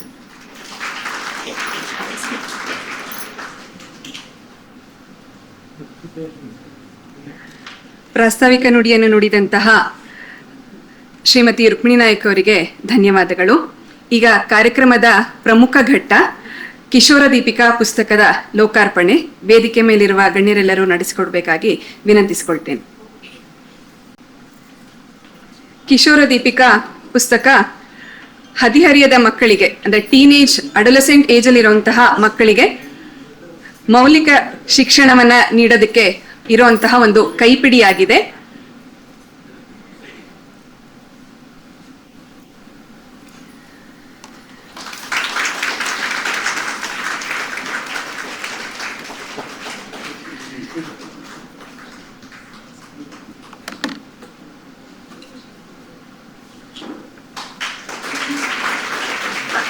ಹದಿಹರಿಯದ ಮಕ್ಕಳನ್ನ ಕಿಶೋರರು ಎನ್ನುತ್ತಾರೆ. 13ರಿಂದ 19 ಪ್ರಾಯದವರು. ಹದಿಹರೆಯ ಎಂಬುದು ಮನುಷ್ಯನ ಬದುಕಿನ ಒಂದು ಪ್ರಮುಖ ಘಟ್ಟ. ಅದೊಂದು ಜೀವನದ ಪರೀಕ್ಷಾ ಕಾಲವೂ ಹೌದು. ಶಾರೀರಿಕವಾಗಿ, ಮಾನಸಿಕವಾಗಿ ಮಕ್ಕಳಲ್ಲಿ ಸಾಕಷ್ಟು ಬದಲಾವಣೆ ಕಂಡುಬರುವ ಪರ್ವಕಾಲ. ಈ ಸಮಯದಲ್ಲಿ ಅವರಿಗೆ ಉತ್ತಮ ಮಾರ್ಗದರ್ಶನ ದೊರೆತರೆ ಅವರ ಬಾಳು ಬಂಗಾರವಾದೀತು. ಮೌಲ್ಯ ಶಿಕ್ಷಣಕ್ಕೆ ಅಂತಹ ಮಾಂತ್ರಿಕ ಶಕ್ತಿ ಇದೆ. ಮನೆಯಲ್ಲಿ ಪೋಷಕರು, ಶಾಲೆಯಲ್ಲಿ ಶಿಕ್ಷಕರು ಕತೆ, ಹಾಡು, ನೃತ್ಯ, ಕ್ರೀಡೆ, ನಾಟಕ, ಆಟಗಳ ಮೂಲಕ ಅವುಗಳಲ್ಲಿ ಗುಪ್ತಗಾಮಿನಿಯಾಗಿರುವ ಮೌಲ್ಯಗಳನ್ನು ಗುರುತಿಸಿ ಅನುಭವಿಸಿ ಮಕ್ಕಳಿಗೆ ನೀಡಿದರೆ ಹೆಚ್ಚು ಪರಿಣಾಮಕಾರಿಯಾಗುವುದು. ಇದರಿಂದ ಪ್ರತಿಯೊಬ್ಬ ಪೋಷಕರ, ಶಿಕ್ಷಕರ ಹಾಗೂ ಶಿಕ್ಷಣದ ಕನಸಾದ ಶತಮಾನದ ನಂತರವೂ ನೆನಪಿಡಬಹುದಾದ ವ್ಯಕ್ತಿಗಳ ನಿರ್ಮಾಣದ ಕನಸು ನನಸಾದೀತು. ಈ ನಿಟ್ಟಿನಲ್ಲಿ ಪೋಷಕರಿಗೆ, ಶಿಕ್ಷಕರಿಗೆ ಮಾರ್ಗದರ್ಶಿಯಾಗಬಲ್ಲ ಪುಸ್ತಕ ಕಿಶೋರ ದೀಪಿಕಾ ಬಿಡುಗಡೆಯಾಗಿದೆ. ಇದರ ಸದುಪಯೋಗ ಸಮಸ್ತರಿಗೂ ದೊರಕಲಿ ಎಂಬುದೇ ನಮ್ಮ ಮಹದಾಸೆ. ಇದು ಸಂಪಾದಕರು ಮತ್ತೆ ಉಪಸಂಪಾದಕರ ನುಡಿಗಳು. ಪುಸ್ತಕದ ಲೋಕಾರ್ಪಣೆಯನ್ನು ನಡೆಸಿದಂತಹ ಗಣ್ಯರೆಲ್ಲರಿಗೂ ಧನ್ಯವಾದಗಳು. ಈಗ ಭಾಷಣಗಳ ಮಧ್ಯೆ ಒಂದು ಸಣ್ಣ ಬದಲಾವಣೆ, ಕಾರ್ಯಕ್ರಮದ ಬದಲಾವಣೆ. ಈ ಕಿಶೋರ ದೀಪಿಕಾ ಪುಸ್ತಕದಲ್ಲಿ ಇರುವಂತಹ ಒಂದು ಪಾರ್ಟ್ ಮಂಕುತಿಮ್ಮನ ಕಗ್ಗ, ಇದನ್ನ ಇಂದು ವೇದಿಕೆ ಮೇಲೆ ಪ್ರಸ್ತುತಪಡಿಸಬೇಕು ಅಂತ ಹೇಳಿ ನಮ್ಮ ಶಿವಮೊಗ್ಗದ ಹಿರಿಯರಾದ ಗಣ್ಯರಾದಂತಹ ಶ್ರೀಮತಿ ಮಾನಸ ಶಿವರಾಮಕೃಷ್ಣ ಅವರಲ್ಲಿ ವಿನಂತಿಸಿಕೊಳ್ತೇನೆ.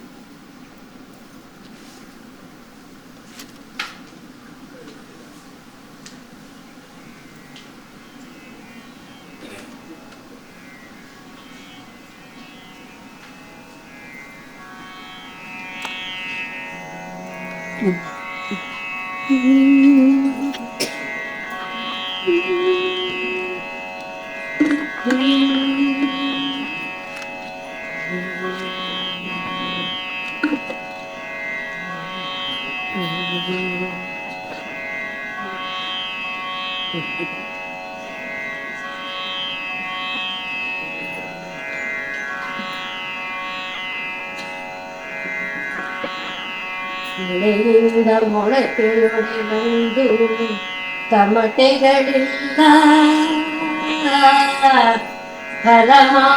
ಫಲಮಾಗುವಂದು ತುತ್ತೂರಿ ಉಡಲಿಲ್ಲ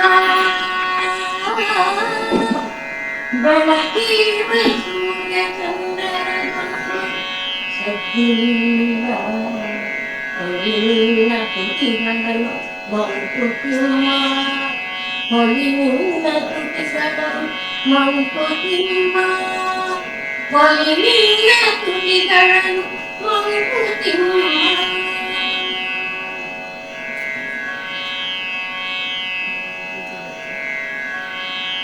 ರಾಮನಿದ್ದಂದು ರಾವಣನಿದ್ದನಲ್ಲ ಭೀಮನಿದ್ದಂತೆ ದುಶ್ಯಾಸನನೋರ್ವನು, ರಾಮನಿದ್ದಂತೆ ರಾವಣನೊಬ್ಬನಿದ್ದನೆಯ. ಭೀಮನಿದ್ದನಿದು ದುಶ್ಯಾಸನನೋರ್ವನು, ಈ ಮನೆಯೊಳು ಅನ್ಯಾಯಕಾರಿಯಿಲ್ಲದುದೆಂದು, ಈ ಮನೆಯೊಳು ಅನ್ಯಾಯಕಾರಿಯಿಲ್ಲದುದೆಂದು, ರಾಮಭಟನಾಗುವೆ ಮಂಕುತಿಮ್ಮ, ರಾಮಭಟನಾಗುವೆ ಮಂಕುತಿಮ್ಮ.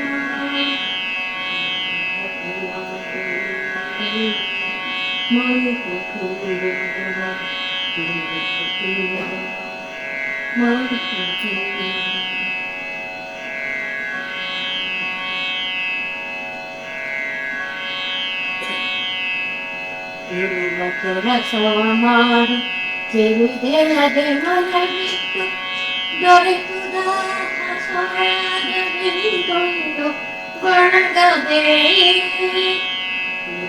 ಕೆಲಸವ ಮಾಡು ತಿರುಗೇಳದೆ ಮನವಿಟ್ಟು, ದೊರೆತುದ ಹಸವಾದವೆಂದೊಂದು ಗೊಣಗದೆ. ಗೊಣಗದೆ ದೊರೆತುದ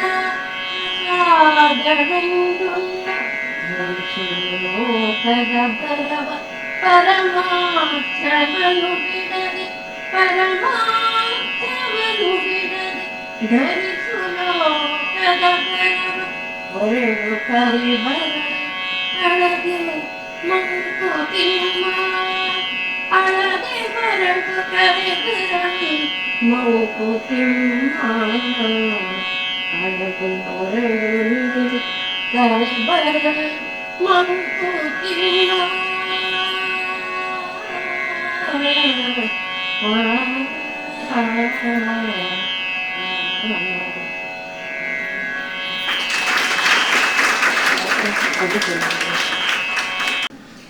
ಈ ಕಾರ್ಯಕ್ರಮದ ಮುಂದಿನ ಭಾಗ ಪುಸ್ತಕದ ಕುರಿತು ನಮ್ಮನ್ನ ಉದ್ದೇಶಿಸಿ ಮಾತನಾಡಲು ಬಂದಿರುವಂತಹ ಡಾಕ್ಟರ್ ಅಶೋಕ್ ಕಾಮತ್ ಇವರಿಗೆ ವೇದಿಕೆಗೆ ಆಹ್ವಾನಿಸುತ್ತಿದ್ದೇನೆ.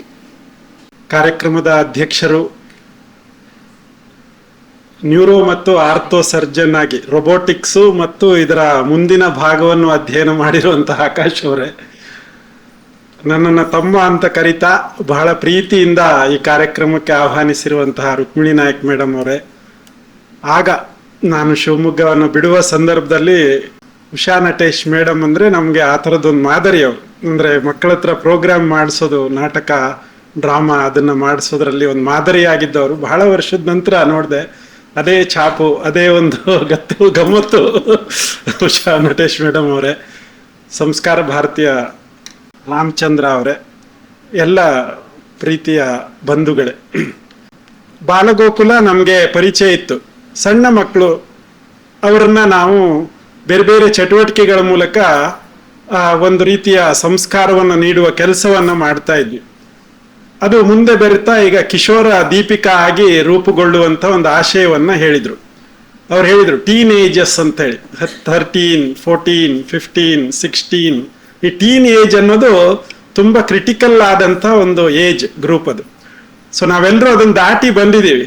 ಆದರೆ ಪ್ರತಿ ಸಲನೂ ಅದು ಹೊಸ ಹೊಸ ಸವಾಲುಗಳನ್ನು, ಹೊಸ ಬಗೆಯ ಒಂದು ವಿಶೇಷವಾದಂಥ ಆಕರ್ಷಣೆಯನ್ನು ಹೊಂದಿರುತ್ತೆ ಆ ಏಜು. ಸೊ ಅಲ್ಲಿ ಪೂರ್ತಿ ಸಣ್ಣವರಲ್ಲ, ಪೂರ್ತಿ ದೊಡ್ಡವರು ಅಲ್ಲ. ಸೊ ಅಮ್ಮ ಅಥವಾ ಅಪ್ಪ ಎರಡನೇ ಸಲ ಹೇಳಿದ್ರೆ ನಾನೇನು ಸಣ್ಣ ಮಗುನ ಎಷ್ಟು ಸಲ ಹೇಳ್ತೀಯಾ ಅಂತ ಕೇಳ್ತಾರೆ. ಅದೇ ಮರುಕ್ಷಣದಲ್ಲಿ ಅಲ್ಲೊಂದು ಅಲ್ಮೇರದಲ್ಲಿ 1 ಲಕ್ಷ ರೂಪಾಯಿ ಇಟ್ಟಿದ್ದೀನಪ್ಪ, ಒಂದು ಬ್ಯಾಂಕಿಗೆ ಕಟ್ಟಿ ಬಾ ಅಂದ್ರೆ ನಾನಾ ಬ್ಯಾಂಕಿಗ ಅಂತಾನು ಕೇಳ್ತಾರೆ. ಸೊ ನಾನು ಸಣ್ಣವನಲ್ಲ ಅಂತ ಹೇಳೋದ್ರಿಂದ ನಾನು ಸಣ್ಣವನು ಅಂತ ತೋರಿಸ್ಕೊಡುವಂಥ ಒಂದು ಬಹಳ ವಿಶೇಷವಾದಂಥ ಒಂದು ಏಜ್ ಗ್ರೂಪ್ ಅದು. ಒಬ್ಬ ಶಿಕ್ಷಣ ತಜ್ಞ ಹೇಳ್ತಾನೆ, am I a success or a failure ಅಂತ ಪ್ರಶ್ನೆ ಇಟ್ಕೊಂಡಿರುವಂಥ ವ್ಯಕ್ತಿನ ಟೀನೇಜರ್ ಅಥವಾ ಹದಿಹರೆಯದವನು ಅಂತ ಹೇಳಿ ಕರೀತಾರೆ. ಸೊ ನಾನೊಬ್ಬ ಒಳ್ಳೆಯ ಗಂಡನ ಆಗಬಲ್ನ, ನಾನೊಬ್ಬ ಒಳ್ಳೆಯ ಅಪ್ಪನ ಆಗ್ಬಲ್ನ, ನಾನು ಈ ಪರೀಕ್ಷೆ ಪಾಸ್ ಆಗ್ಬಲ್ನ, ನಾನು ಜೀವನದಲ್ಲಿ ಯಶಸ್ವಿ ಆಗ್ಬಲ್ಲೆನ, ಈ ಪ್ರಶ್ನೆಗಳು ಅವ್ರ ಜೊತೆಗೆ ತುಂಬಾ ಬೇರೆ ಬೇರೆ ರೂಪದಲ್ಲಿ ಕಾಡ್ತಾನೆ ಇರುತ್ತೆ ಅವರಿಗೆ.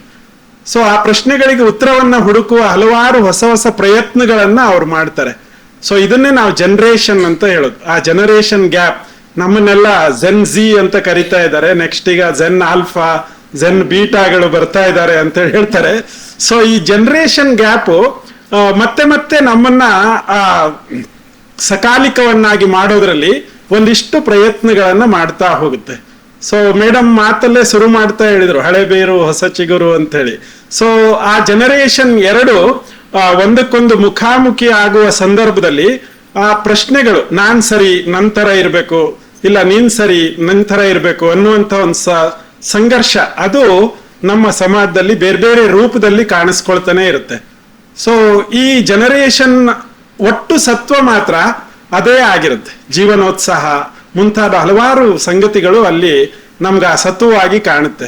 ಸೊ ಈ ಜನರೇಷನ್ ಅನ್ನ ನಾವು ಹೇಗೆ ಟಚ್ ಮಾಡೋದು ಅನ್ನೋದು ಹಿರಿಯರಾದ ನಮ್ಮೆಲ್ರಿಗೂ ಬೇರೆ ಬೇರೆ ರೀತಿಲಿ ಸಮಸ್ಯಾತ್ಮಕವಾಗಿ ಕಾಣಿಸ್ತಾ ಇರುತ್ತೆ. ನಾನು ಹೇಳಿದ ಮಾತೇ ಕೇಳಲ್ಲ, ನೀವೊಂದು ಹೇಳಿ ನೋಡಿ. ಇದನ್ನ ನಾವು ಮತ್ತೆ ಆ ಮಕ್ಕಳಿರುವಂತ ಮನೆಗಳಲ್ಲಿ ಈ ಪದಗಳನ್ನ ಕೇಳ್ತೀವಿ.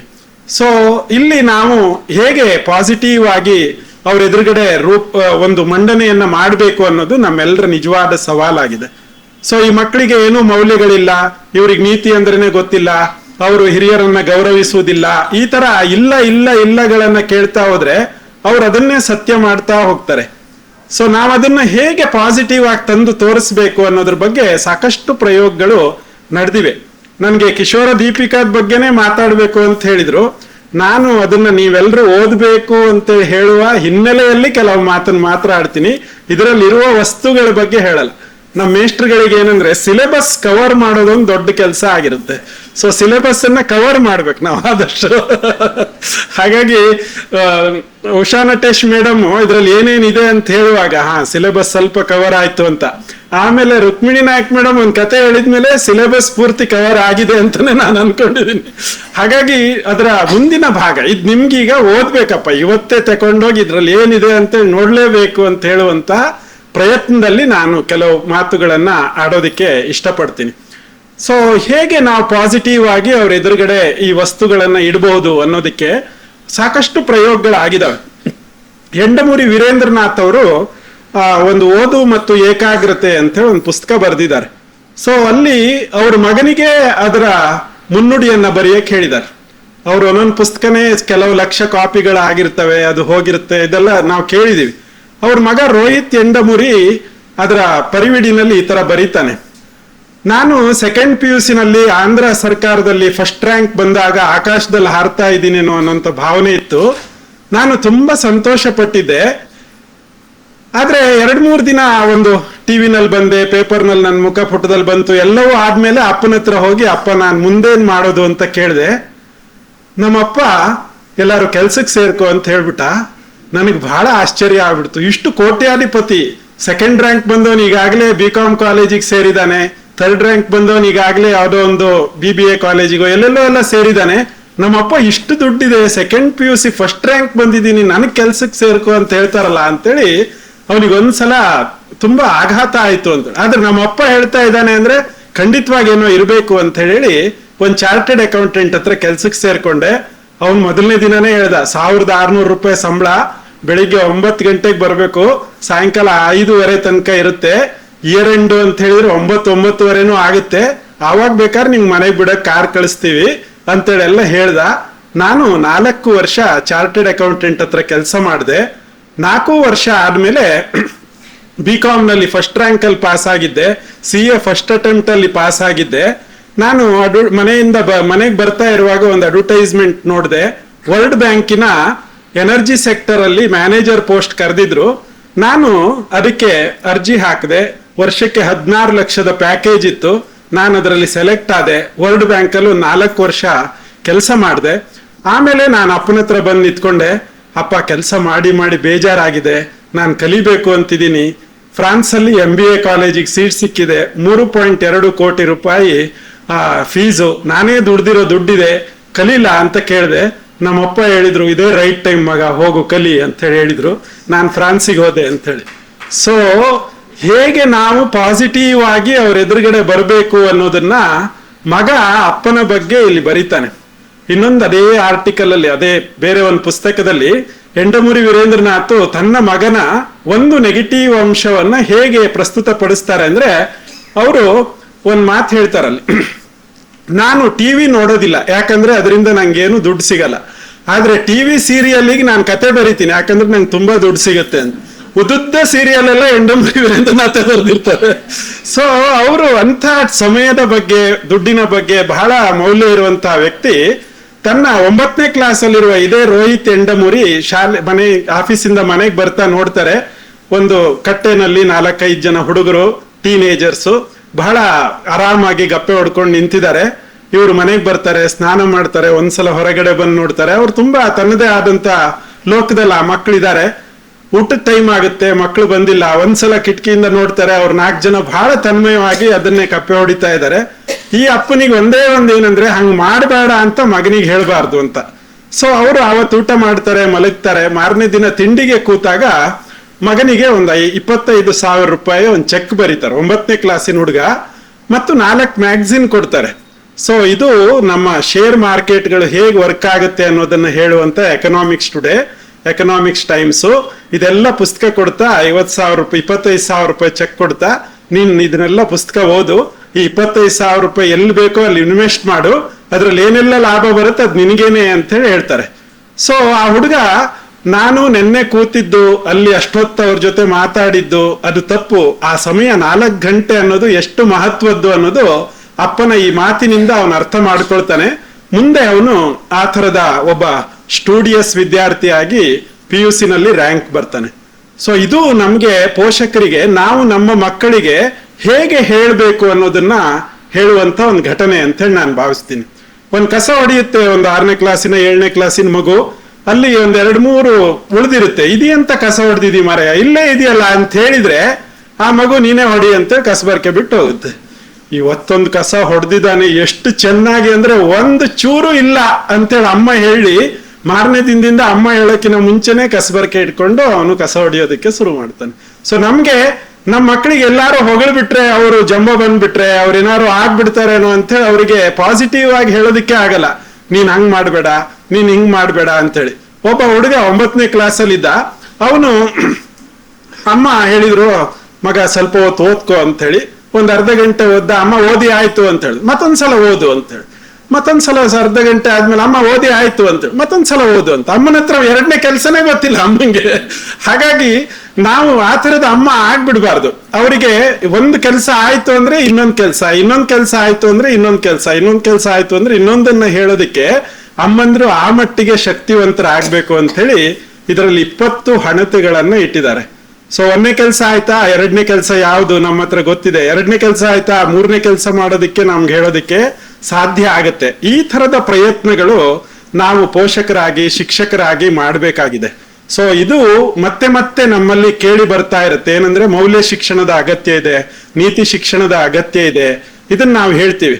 ಒಂದು ಹಂತದಲ್ಲಿ ಏನ್ ಹೇಳಿದ್ರು ಅಂದ್ರೆ, ಮೌಲ್ಯ ಶಿಕ್ಷಣದ ಒಂದು ಭಾಗವೇ ಮೌಲ್ಯ, ಹಾಗಾಗಿ ಅದು ಅಂತರ್ಗತವಾದಂಥ ಮೌಲ್ಯ ಕಲಿಕೆ ನಮ್ಮ ತರಗತಿ ಕೋಣೆಲಾಗತ್ತೆ. ಮ್ಯಾಥಮೆಟಿಕ್ಸ್ ಟೀಚರು 2+2 = 4 ಅಂತ ಹೇಳ್ತಾನೆ. ಇಷ್ಟು ಸತ್ಯ ಬೇರೆ ಎಲ್ಲೂ ಇಲ್ಲ ಮಗ ಅಂತೇಳಿ ಅವನೇ ಹೇಳ್ಬೇಕು. ಯಾಕಂದ್ರೆ ಅದೇ ಕನ್ನಡ ಮೇಷ್ಟ್ರು 2+2 ಅಂದ್ರೆ ರಾಮಾಯಣನೇ ಮಾಡಿರ್ತಾರೆ. ಯಾಕಂದ್ರೆ ಕೈಕೇಯಿ ಕೇಳಿದ್ದು 2 ವರವನ್ನು, ದಶರಥ ಕೊಟ್ಟಿದ್ದು 2 ವರವನ್ನು, ಆಗಿದ್ದು 4, ಇಡೀ ರಾಮಾಯಣ ಆಗೋಯ್ತು. ಸೊ ಇಲ್ಲಿ ಸತ್ಯ 2+2 = 4 ಅಂತ ಹೇಳೋದಿಕ್ಕೆ, ಅದು ಭಾರತದಲ್ಲೂ ಇವತ್ತು 2+2 4, ಅಮೆರಿಕದಲ್ಲೂ ಅದು ಬೆಳಿಗ್ಗೆನೂ ಅದೇ, ರಾತ್ರಿನೂ ಅದೇ ಅಂದ್ರೆ ಗಣಿತ. ಸೊ ಗಣಿತ ಪಾಠ ಮಾಡುವವನು ಸತ್ಯದ ಮೌಲ್ಯವನ್ನ, ನಿರ್ದಿಷ್ಟವಾದಂತ ವಿಷಯವನ್ನ ಅವನು ಅಲ್ಲಿ ತಿಳಿಸ್ತಾನೆ.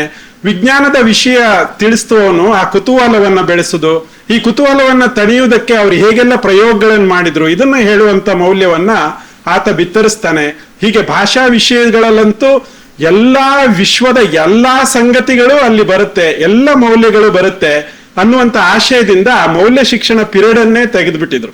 ಯಾಕಂದ್ರೆ ಇದು ಅಂತರ್ಗತವಾಗಿರುತ್ತೆ. ನಮ್ಮ ಟೆಕ್ಸ್ಟ್ ಬುಕ್ ಅನ್ನ ನಾವು ಪ್ರಮುಖವಾಗಿ, ನಮ್ಮೆಲ್ಲರ ಮೌಲ್ಯ ಯಾವುದು ಅಂದ್ರೆ ಅದು ನಮ್ಮ ಸಂವಿಧಾನದಲ್ಲಿ ತುಂಬಾ ಪ್ರಮುಖವಾಗಿ ಪೀಠಿಕೆಯನ್ನು ಓದಿದ್ರೇನೆ ನಮ್ಗೆ ಗೊತ್ತಾಗುತ್ತೆ. ಭ್ರಾತೃತ್ವ ಇದೆ, ಸೋದರತ್ವ ಇದೆ, ದೇಶಭಕ್ತಿ ಇದೆ. ಈ 10 ಮೌಲ್ಯಗಳನ್ನು ಇಟ್ಕೊಂಡ್ಬಿಟ್ಟು ನಾವು ನಮ್ಮ ತರಗತಿ ಕೋಣೆನಲ್ಲಿ ಶಿಕ್ಷಕರು ವ್ಯವಹರಿಸ್ತಾರೆ ಅನ್ನುವಂಥ ಆಶಯದಿಂದ ನಾವಿದ್ವಿ. ಆದ್ರೆ ನಾವು ಅದೆಲ್ಲವನ್ನ ಕಡೆಗಣಿಸಿ ಎಷ್ಟು ಮಾರ್ಕ್ಸ್ ಬಂತು ಅಂತೇಳಿ ಕೇಳೋದಿಕ್ಕೆ ಹೋದ್ವಿ. ಸೊ ಮಾರ್ಕ್ಸ್ಗಳೇ ಪ್ರಧಾನವಾದಾಗ ಉಳಿದ ಮೌಲ್ಯಗಳು ಕಡಿಮೆ ಆಗ್ತಾನೆ ಹೋದ್ವು. ನನ್ಗೆ ಯಾವಾಗ್ಲೂ ಈ ಪ್ರಶ್ನೆ ಶಿಕ್ಷಕನಾಗಿ ಕಾಡುತ್ತೆ, ಟ್ಯುಟೋರಿಯಲ್ ಒಳ್ಳೇದಾ ಸ್ಕೂಲ್ ಒಳ್ಳೇದಾ? ಟ್ಯುಟೋರಿಯಲ್ಗೂ ಸ್ಕೂಲ್ಗೂ ಏನ್ ವ್ಯತ್ಯಾಸ? ಇದನ್ನ ಸುಮ್ಮನೆ ನೀವೇ ನಿಮ್ಮ ಮನಸ್ಸಲ್ಲಿ ಈ ಪ್ರಶ್ನೆನ ಕೇಳ್ಕೊಳ್ಳಿ. ಟ್ಯುಟೋರಿಯಲ್ ಅಲ್ಲಿ ಪ್ರೇಯರ್ ಇರಲ್ಲ, ಸ್ಕೂಲಲ್ಲಿ ಪ್ರೇಯರ್ ಇರುತ್ತೆ. ಟ್ಯುಟೋರಿಯಲ್ ಅಲ್ಲಿ ನಾಟಕಗಳು ಮತ್ತೆ ಸ್ಕೂಲ್ ಡೇ ಇರಲ್ಲ, ಸ್ಕೂಲಲ್ಲಿ ಅದಿರುತ್ತೆ.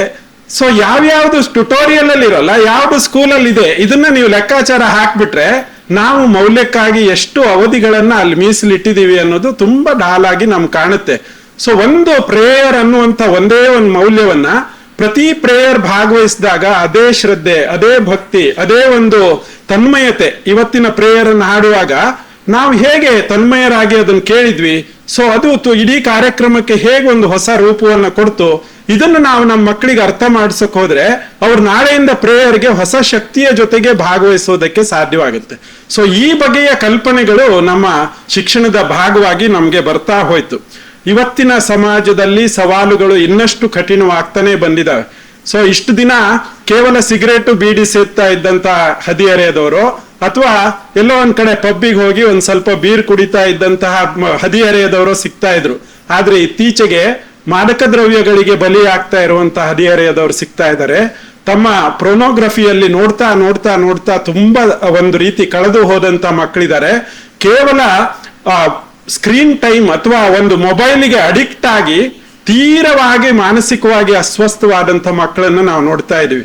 ನಮ್ಮಲ್ಲಿ ಬಾಳಿಗ ಆಸ್ಪತ್ರೆ ಅಂತಿದೆ, ಅಲ್ಲಿ ಫಸ್ಟ್ ಫ್ಲೋರ್ ಅಲ್ಲಿ 8ನೇ ಕ್ಲಾಸಿನ ಒಬ್ಬ ಹುಡುಗ ಇನ್ಮೇಟ್ ಆಗಿದ್ದ.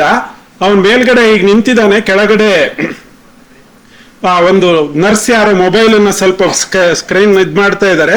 ಫಸ್ಟ್ ಫ್ಲೋರ್ ಇಂದ ಕೆಳಗಡೆ ಹಾರಿದನು. ಅಂದ್ರೆ ಅಡಿಕ್ಷನ್ ಅನ್ನೋದು ಎಷ್ಟು ತೀವ್ರವಾಗಿ ಅವನಿಗೆ ಆಗಿದೆ ಅಂದ್ರೆ, ಮೊಬೈಲ್ ಅವನ ಕೈಯಿಂದ ಕಿತ್ಕೊಂಡ್ರೆ ನಾವು ಹೆಂಡ ಕುಡುಕರಿಗೆ ಹೆಂಡ ಸಿಗದೆ ಇದ್ರೆ ಏನೆಲ್ಲ ಹೇಳ್ತಿದ್ವೋ, ಕೈಗಳು ನಡಗುತ್ತೆ, ಕಣ್ಣುಗಳು ಕೆಂಪಾಗುತ್ತೆ, ಅವನು ಏನನ್ನೋ ಕಳ್ಕೊಂಡಂತೆ ಮಾಡ್ಕೊಳ್ತಾನೆ. ಇದು 8ನೇ ಕ್ಲಾಸಿನ ಒಂದು ಹುಡುಗನಲ್ಲಿ ನಾವು ನೋಡ್ತೀವಿ. ಸೊ ಸವಾಲುಗಳು ಆ ಬಗೆಯಲ್ಲಿ ನಮ್ಮ ಎದುರುಗಡೆ ವಿಷಾದ ರೂಪದಲ್ಲಿ ಕಾಣಿಸ್ತಾ ಇದ್ದಾವೆ. ಸೊ ಎಷ್ಟೊತ್ತು ಸ್ಕ್ರೀನ್ ಟೈಮ್ ಇರಬೇಕು ನನ್ನ ಮಗುವಿಗೆ, ಇದನ್ನು ನಿರ್ಧಾರ ಮಾಡೋದು ನಾವು ಅಲ್ಲ, ಟೀಚರು ಅಲ್ಲ, ಆ ಮಗು ನಿರ್ಧಾರ ಮಾಡಬೇಕು. ಆ ನಿರ್ಧಾರಕ್ಕೆ ಪೂರಕವಾಗಿ ನಾವು ಅವರಿಗೆ ಮಾಹಿತಿಗಳನ್ನ ಒದಗಿಸಬೇಕಾದಂತ ಅನಿವಾರ್ಯತೆ ಇದೆ. ಸೊ ಎಷ್ಟೊತ್ತು ಟೈಮು, ನಿನ್ನ ಟೈಮಿಗೆ ಎಷ್ಟು ಮಹತ್ವ ಇದೆ, ಈ ವಿಷಯಗಳನ್ನು ನಾವು ಅವರಿಗೆ ಹೇಳ್ಕೊಡ್ಬೇಕು. ಇದು ಒಂದು ಬಗೆಯ ಸವಾಲಾದ್ರೆ, ಎರಡನೇ ಬಗೆಯ ಸವಾಲು ಇತ್ತೀಚೆಗೆ ತುಂಬಾ ವ್ಯಾಪಕವಾಗಿ ನಮ್ಗೆಲ್ರಿಗೂ ಕಾಣಿಸ್ತಾ ಇತ್ತು. ಒಂದ್ಸಲ ಸರ್ಕಾರಿ ನೌಕರಿಗಳ ಸಂಖ್ಯೆ ಕಡಿಮೆ ಆಯ್ತು, ಯಾವುದೇ ರೀತಿಯಲ್ಲಿ ನೌಕರಿ ಸಿಗ್ತಾ ಇಲ್ಲ, ಕಾಲ್ಫರ್ ಆಗ್ತಾ ಇಲ್ಲ. ಈ ಕಾಲಘಟ್ಟವನ್ನು ನಾವು ಹೇಗೋ ದಾಟಿದ್ವಿ. ಯಾಕಂದ್ರೆ ನಮ್ಗೆ IT ಫೀಲ್ಡ್ ಅಲ್ಲಿ ಸಾಕಷ್ಟು ಜನರಿಗೆ ಕೆಲಸಗಳು ಸಿಕ್ಕಿದ್ವು. ಈಗ AI ಅನ್ನುವಂಥದ್ದು ಬಂದ್ಮೇಲೆ IT ನಲ್ಲಿ ಇವತ್ತು ಅವ್ರು 4,000 ಜನರನ್ನು ತೆಗೆದ್ರಂತೆ, 5,000 ಜನರನ್ನು ತೆಗೆದ್ರಂತೆ. ಈ ಪದಗಳನ್ನ ಕೇಳಿದಾಗ ಮತ್ತೊಮ್ಮೆ ನಮ್ಗೆ ಮುಂದೇನು ಅನ್ನುವಂತ ಒಂದು ಪ್ರಶ್ನೆ ಬಂದಿದೆ. ಸೊ ಮುಂದೇನು ಅನ್ನೋದಕ್ಕೆ ಉತ್ತರ ನಮ್ಗೆ ಯಾರಿಗೂ ಗೊತ್ತಿಲ್ಲ. ಪಾಠ ಮಾಡುವ ಮೇಷ್ಟ್ರಿಗೂ ಗೊತ್ತಿಲ್ಲ, ಮನೇಲಿರುವ ಅಮ್ಮನಿಗೂ ಗೊತ್ತಿಲ್ಲ ಮುಂದೇನ್ ಆಗ್ಬೋದು. ಈ ಹುಡುಗ ಬರುವಾಗ ಮಾರುಕಟ್ಟೆ ಯಾವ ತರ ಇರ್ಬೋದು ಅಂತೇಳಿ. 90ರ ದಶಕದಲ್ಲಿ ನಾನು ಅಸ್ಸಾಮಲ್ಲಿ ಇದ್ದಾಗ STD ಬೂತಲ್ಲಿ ಹೋಗಿ ರಾತ್ರಿ 11 ಗಂಟೆಗೆ ಅಮ್ಮನ ಹತ್ರ ಮಾತಾಡ್ಬೇಕು, ಆವಾಗ ಕಡಿಮೆ ರೇಟ್ ಇರುತ್ತೆ ಅಂತೇಳಿ ಕೂತ್ಕೊಂಡವನು. ಅವತ್ತು STD ಬೂತ್ ಇಟ್ಟವರೆಲ್ಲ ಇವತ್ತೇನಾಗಿದ್ದಾರೆ ಅಂತ ಹೇಳಿದ್ರೆ ಅವರು ಕಾಲಕ್ಕೆ ಅಪ್ರಸ್ತುತ ಆಗ್ಬಿಟ್ಟಿದ್ದಾರೆ. ಅದೇ ತರ ನಾವು ಇವತ್ತು ಇವತ್ತಿಲ್ಲಿನ ವಾಚ್ಮೆನ್ನಿನ ಕೆಲಸನೇ ಇಟ್ಕೊಳ್ಳೋಣ. ಉದಾಹರಣೆಗೆ ಒಂದ್ ಕಾರ್ ಬಂದ್ ಕೂಡಲೇ ಅವ್ನ್ ಗೇಟ್ ತೆಗಿತಾನೆ ಅಂತಂದ್ರೆ ಒಂದ್ CCTV ಹಾಕಿ ಅದರಲ್ಲಿ ರೆಕಾರ್ಡ್ ಆದಂತ ನಂಬರ್ಗಳನ್ನು ಮಾತ್ರ ಬಿಡಬೇಕು ಅಂದ್ರೆ ಆ ವಾಚ್ಮೆನ್ ಕೆಲಸನೇ ಕಿತ್ಕೊಂಡು ಹೋಗ್ಬಿಡುತ್ತೆ. ಎಷ್ಟೋ ಜನ IT-ಗಳು ಅದೇ ರೀತಿಯಲ್ಲಿ ತಮ್ಮ ಕೆಲಸವನ್ನ ಕಳ್ಕೊಳ್ತಾ ಇದ್ದಾರೆ. ಸೊ ಈ ಮಕ್ಕಳು ಮುಂದಾದಾಗ ಏನಾಗಬಹುದು ಅಂದ್ರೆ, ಯಾರು ಸೃಜನಶೀಲತೆಯನ್ನು ಉಳಿಸ್ಕೊಳ್ತಾರೋ ಅವ್ರು ಮಾತ್ರ ಬದುಕೋಬಹುದು. ನಿಮ್ಗೆ ಒಂದು ಹೋಟ್ಲನ್ನು ಹಿಡದೆ ಸಾವಿರಾರು ಜನರ ಹೊಟ್ಟೆ ಹಸಿವನ್ನ ತಣಿಸುವ ಯಾರು ಗೊತ್ತಿದಾರ? ಝೊಮ್ಯಾಟೊ ಮತ್ತು ಸ್ವಿಗ್ಗಿ ಇದ್ದಾರೆ. ಅವ್ರ ಹತ್ರ ಒಂದು ಹೋಟ್ಲು ಇಲ್ಲ, ಆದ್ರೆ ಅವ್ರು ಮಾಡಿದ್ದೊಂದು ಆ್ಯಪ್. ಆ ಆ್ಯಪಿನಿಂದಾಗಿ ಅವ್ರು ಎಷ್ಟು ದುಡಿತಾ ಇದ್ದಾರೆ, ಎಷ್ಟು ಜನರಿಗೆ ಅವರು ಅದ್ರ ಮೂಲಕ ತಲುಪ್ತಾ ಇದ್ದಾರೆ. ಈ ತರದ ಸೃಜನಶೀಲವಾದಂತ ಅಂಶಗಳು ಮುಂದಿನ ಜಗತ್ತಿಗೆ ಬೇಕಾಗಿದೆ. ಈ ಸೃಜನಶೀಲತೆಯನ್ನು ಉಳಿಸ್ಕೊಳ್ಳೋದಿಕ್ಕೆ ನಮ್ಗೆ ಏನಾದ್ರೂ ಪರಿಹಾರ ಇದೆಯಾ ಅಂದ್ರೆ ಇದರಲ್ಲಿ ಆ ತರದ ಸಾಕಷ್ಟು ಸಂಗತಿಗಳು ಇದಾವೆ. ಆ ದೃಷ್ಟಿಕೋನದಲ್ಲಿ ನಾವೆಲ್ಲರೂ ಈ ಪುಸ್ತಕವನ್ನು ಓದಬೇಕು. ವಿಶೇಷವಾಗಿ ಅವ್ರ ಪ್ರಯತ್ನ ಏನಿದೆ ಅಂದ್ರೆ ಶಾಲೆಗಳಲ್ಲಿ ಶಿಕ್ಷಕರು ಈ ಒಂದೊಂದು ಅವಧಿಯಲ್ಲೂ ಈ ಅಂಶಗಳನ್ನ ಅವ್ರಿಗೆ ತಲುಪಿಸ್ತಾ ಅದ್ರ ಮೂಲಕ ಅವರಲ್ಲಿ ಒಂದು ಅಭಿವ್ಯಕ್ತಿ, ಎಸ್ಪೆಷಲಿ ಉಷಾ ನಟೇಶ್ ಮೇಡಮ್ ಇರೋದ್ರಿಂದ ಧೈರ್ಯವಾಗಿ ಹೇಳ್ಬೋದು, ಒಮ್ಮೆ ರಂಗಕಲೆಯ ಪರಿಚಯ ಆದ್ರೆ ಆ ವ್ಯಕ್ತಿಯ ಕುರಿತು ಅವನಿಗಿರುವ ಆತ್ಮವಿಶ್ವಾಸವನ್ನ ಹೆಚ್ಚಿಸ್ಕೊಳ್ಳೋದಕ್ಕೆ ಒಂದು ಒಳ್ಳೆಯ ವೇದಿಕೆ ಆಗುತ್ತೆ. ಯಾರೆಲ್ಲ ರಂಗಕರ್ಮಿಗಳಾಗಿರ್ತಾರೋ ಅವ್ರು ಹೆಚ್ಚಾಗಿ ಸೃಜನಶೀಲರಾಗಿರ್ತಾರೆ, ಅವ್ರ ಕುರಿತು ಅವ್ರಿಗೆ ಆತ್ಮವಿಶ್ವಾಸ ಇರುತ್ತೆ. ಸೊ ಅಂಥ ವಿಶ್ವಾಸವನ್ನ ನಮ್ಮ ಮಕ್ಕಳಲ್ಲಿ ನಾವು ಬೆಳೆಸ್ಬೇಕಾಗಿದೆ. ಆ ಥರ ಸೃಜನಶೀಲತೆಯನ್ನ ಅಭಿವೃದ್ಧಿ ಪಡಿಸ್ಬೇಕಾಗುತ್ತೆ. ಆವಾಗ ಮಾತ್ರ ನಾವು ಇಲ್ಲಿ ಖಂಡಿತವಾಗಿ ಒಳ್ಳೆಯ ಕೆಲಸವನ್ನ ಮಾಡ್ತೀವಿ. ಅದಕ್ಕಾಗಿ ಇವತ್ತಿನ ಎಲ್ಲೆಲ್ಲ ಎಜುಕೇಶನ್ ಜಾಸ್ತಿ ಆಯ್ತು, ಅದರ ಬೈ ಪ್ರಾಡಕ್ಟ್ ಏನಾಯ್ತು, ಅತ್ಯಂತ ಹೆಚ್ಚು ಲಿಟ್ರಸಿ ರೇಟ್ ಇದ್ದಂತ ಕೇರಳ ಆತ್ಮಹತ್ಯೆಯ ಪ್ರಮಾಣದಲ್ಲೂ ಅತ್ಯಂತ ಹೆಚ್ಚಾಯ್ತು. ದಕ್ಷಿಣ ಕನ್ನಡ, ಉಡುಪಿ ನಾವು ಲಿಟ್ರಸಿಯಲ್ಲಿ ಬಹಳ ಎತ್ತರಕ್ಕೆ ಹೋಗ್ತಾ ಇದೀವಿ. ಅಮ್ಮ ಮೊಬೈಲ್ ಇಟ್ಕೊಂಡ್ರು ಅಂತ ಸುಸೈಡ್ ಮಾಡ್ಕೊಂಡ್ರು, ಟಿವಿ ನೋಡ್ಬೇಡ ಅಂತ ಹೇಳಿದ್ದಕ್ಕೆ ಸುಸೈಡ್ ಮಾಡ್ಕೊಂಡ್ರು, ನೀಟಲ್ಲಿ ಒಂದ್ ಮಾರ್ಕ್ ಕಡಿಮೆ ಆಯ್ತು ಅಂತೇಳಿ ಸುಸೈಡ್ ಮಾಡ್ಕೊಂಡ್ರು. ಇದನ್ನೆಲ್ಲ ಕೇಳ್ಕೊಂಡಾಗ ನಮ್ಗೆ ತುಂಬಾ ಆಘಾತವಾಗುತ್ತೆ, ಎಲ್ಲಿ ತಲುಪ್ತಾರೆ ನಮ್ಮ ಮಕ್ಕಳು ಅಂತ ಹೇಳಿ. ಸೊ ಅವರೆಲ್ಲರಲ್ಲೂ ನಾವು ಹತ್ರ ಹೋಗಿ ನೋಡಿದಾಗ ಅವರಿಗೆ ನನ್ನನ್ನು ನಾನು ಎಕ್ಸ್ಪ್ರೆಸ್ ಮಾಡ್ಕೊಳ್ಳೋಕೆ ಒಂದು ಹತ್ತಿರದ ಜೀವ ಇರೋದಿಲ್ಲ. ನೀನಂತ ಹೇಳ್ತೀಯ ಸುಮ್ನಿರೋ ಅಂತ ಹೇಳಿ ನಾವು 1ನೇ ಕ್ಲಾಸಿಂದ ಆ ಮಗು 1ನೇ ಕ್ಲಾಸಿಂದ ಬರುವಾಗ್ಲೇ ಅಮ್ಮ ಇವತ್ತೆಂತ ಆಯ್ತು ಗೊತ್ತಾ ಅಂತ ಹೇಳಿ, ನೀನ್ ಸುಮ್ನಿರ್ ಮರೆ, ನಿಂದೆ 1ನೇ ಕ್ಲಾಸಿಂದ ಹೇಳ್ಬೇಡ, ನನ್ಗಿಲ್ಲಿ ಇಷ್ಟು ಮೊಬೈಲಲ್ಲಿ ಇಷ್ಟು ಮೆಸೇಜ್ ಬಂದಿದೆ ಅಂತೇಳಿ ನಾವು ನೋಡಕ್ ಕೂತ್ರೆ ಆ ಮಗು ತನ್ನನ್ನು ತಾನು ಎಕ್ಸ್ಪ್ರೆಸ್ ಮಾಡ್ಕೊಳಕ್ ಒಂದು ಹತ್ತಿರದ ಜೀವನೂ ಇಲ್ಲ ಅಂತ ಹೇಳುವಂತ ಒಂದು ಸ್ಥಿತಿಗೆ ನಾವು ಬಂದಿದೀವಿ. ಸೊ ಅವರಿಗೆ ನಾವು ಸಮಯ ಕೊಡ್ಬೇಕಾಗಿದೆ, ಅವ್ರ ಜೊತೆ ಒಂದಿಷ್ಟು ವ್ಯವಹಾರ. ಹೌದಾ, ಏನಾಯ್ತು 1ನೇ ಕ್ಲಾಸಲ್ಲಿ, ಏನ್ ಮಾಡಿದ್ರು ಟೀಚರು, ನೀನೇನ್ ಮಾಡ್ದೆ, ಇದಿಷ್ಟನ್ನು ಕೇಳಿ ನೋಡಿ ಆ ಮಗು ತನ್ನನ್ನು ತಾನೇ ತೆರ್ಕೊಳ್ಳೋದಕ್ಕೆ ಹೋಗುತ್ತೆ. ಇಂತಹ ಒಂದು ಅವಕಾಶವನ್ನ ನಮ್ಮ ಮನೆಗಳಲ್ಲಿ, ಶಾಲೆಗಳಲ್ಲಿ ಮಾಡಿದಾಗ ಒಂದು ಸುಂದರ ಸಮಾಜ ರೂಪುಗೊಳ್ಳೋದಕ್ಕೆ ಸಾಧ್ಯ ಆಗುತ್ತೆ. ಆ ಒಂದು ಪ್ರಯತ್ನದಲ್ಲಿ ರುಕ್ಮಿಣಿ ನಾಯಕರವರು ನಿರಂತರವಾಗಿ ಪ್ರಯತ್ನವನ್ನು ಮಾಡ್ತಾ ಬಂದಿದ್ದಾರೆ.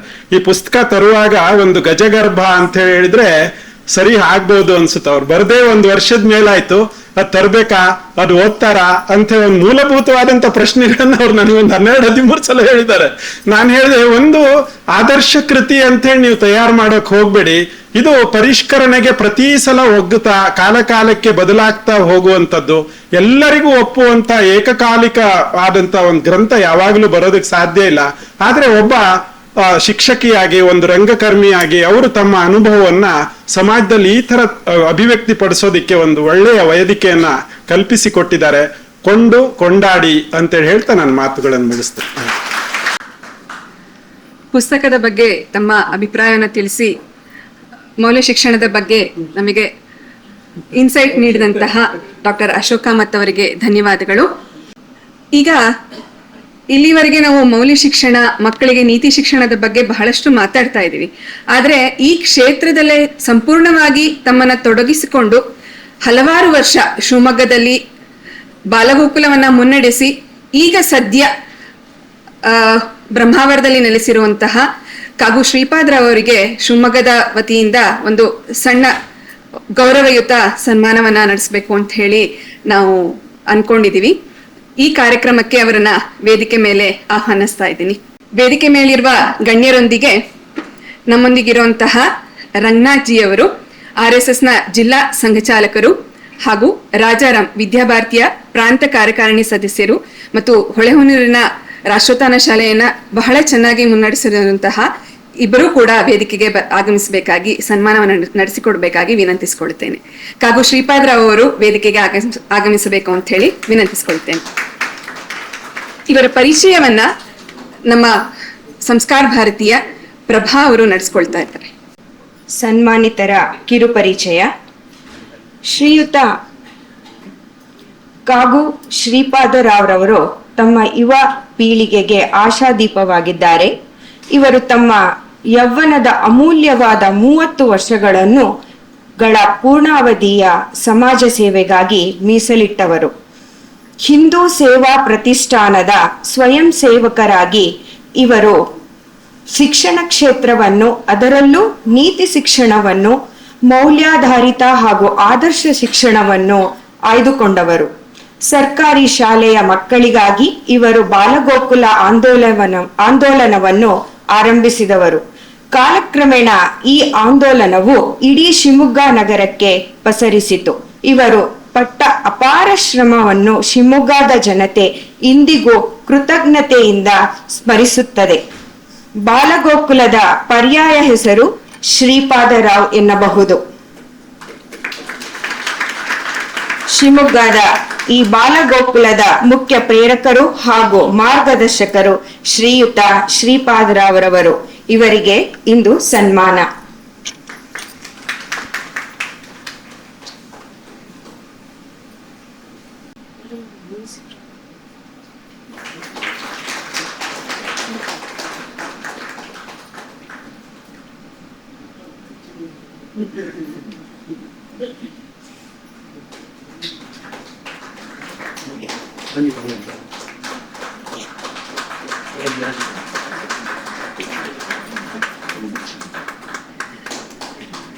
ಶಿವಮೊಗ್ಗದಲ್ಲಿ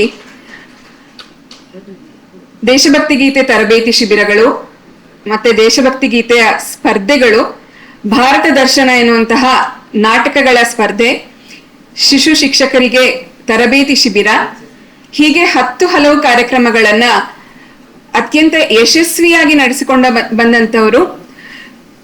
ಮತ್ತೆ ಬಾಲಗೋಕುಲವನ್ನ ಬೀಜದ ರೂಪದಿಂದ ಹೆಮ್ಮರವಾಗಿ ಬೆಳೆಸಿದ್ರು ಅಂತ ಹೇಳಿದ್ರು ತಪ್ಪಾಗಲ್ಲ ಕಾಗು ಶ್ರೀಪಾದರಾವ್ ಇವರು. ಇವಾಗೆಲ್ಲ ನಮಗೆ ಕಾರ್ಯಕ್ರಮಗಳನ್ನ ನಡೆಸೋದು ಬಹಳ ಸುಲಭ. ಸೋಷಿಯಲ್ ಮೀಡಿಯಾ ಇದೆ, ಮೀಡಿಯಾದವರು ನಮಗೆ ಬಹಳ ಸಪೋರ್ಟಿವ್ ಇದ್ದಾರೆ, ಜಾಗಗಳಿರುತ್ತೆ. ಆದ್ರೆ ಏನೂ ಇಲ್ಲದ ಸಮಯದಲ್ಲಿ ಶಾಲೆಗಳನ್ನ ಲಿಟ್ರಲಿ ಸುತ್ತಿ ಶಿಕ್ಷಕರನ್ನ ಮತ್ತೆ ಮಕ್ಕಳನ್ನ ಪ್ರೇರೇಪಿಸಿ ಅನೇಕ ಕಾರ್ಯಕ್ರಮಗಳನ್ನ ನಡೆಸಿ ಬಾಲಗೋಕುಲವನ್ನ ಒಂದು ಹಂತಕ್ಕೆ ತಂದಂತವರು ಕಾಗು ಶ್ರೀಪಾದರಾವ್ ಇವರು.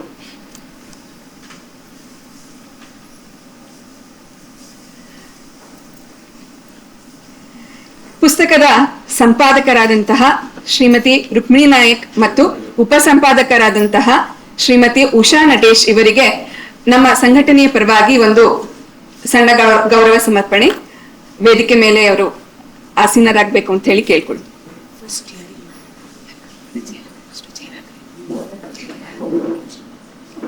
ಸನ್ಮಾನ ಕಾರ್ಯಕ್ರಮವನ್ನು ನಡೆಸಿಕೊಡ್ಬೇಕು ಅಂತ ಹೇಳಿ ಸಂಸ್ಕಾರ ಭಾರತೀಯ ಜಿಲ್ಲಾಧ್ಯಕ್ಷರಾದಂತಹ ಶ್ರೀಮತಿ ಸವಿತಾ ಮಾಧವ್ ಅವರಲ್ಲಿ ವಿನಂತಿಸಿಕೊಳ್ತೇನೆ.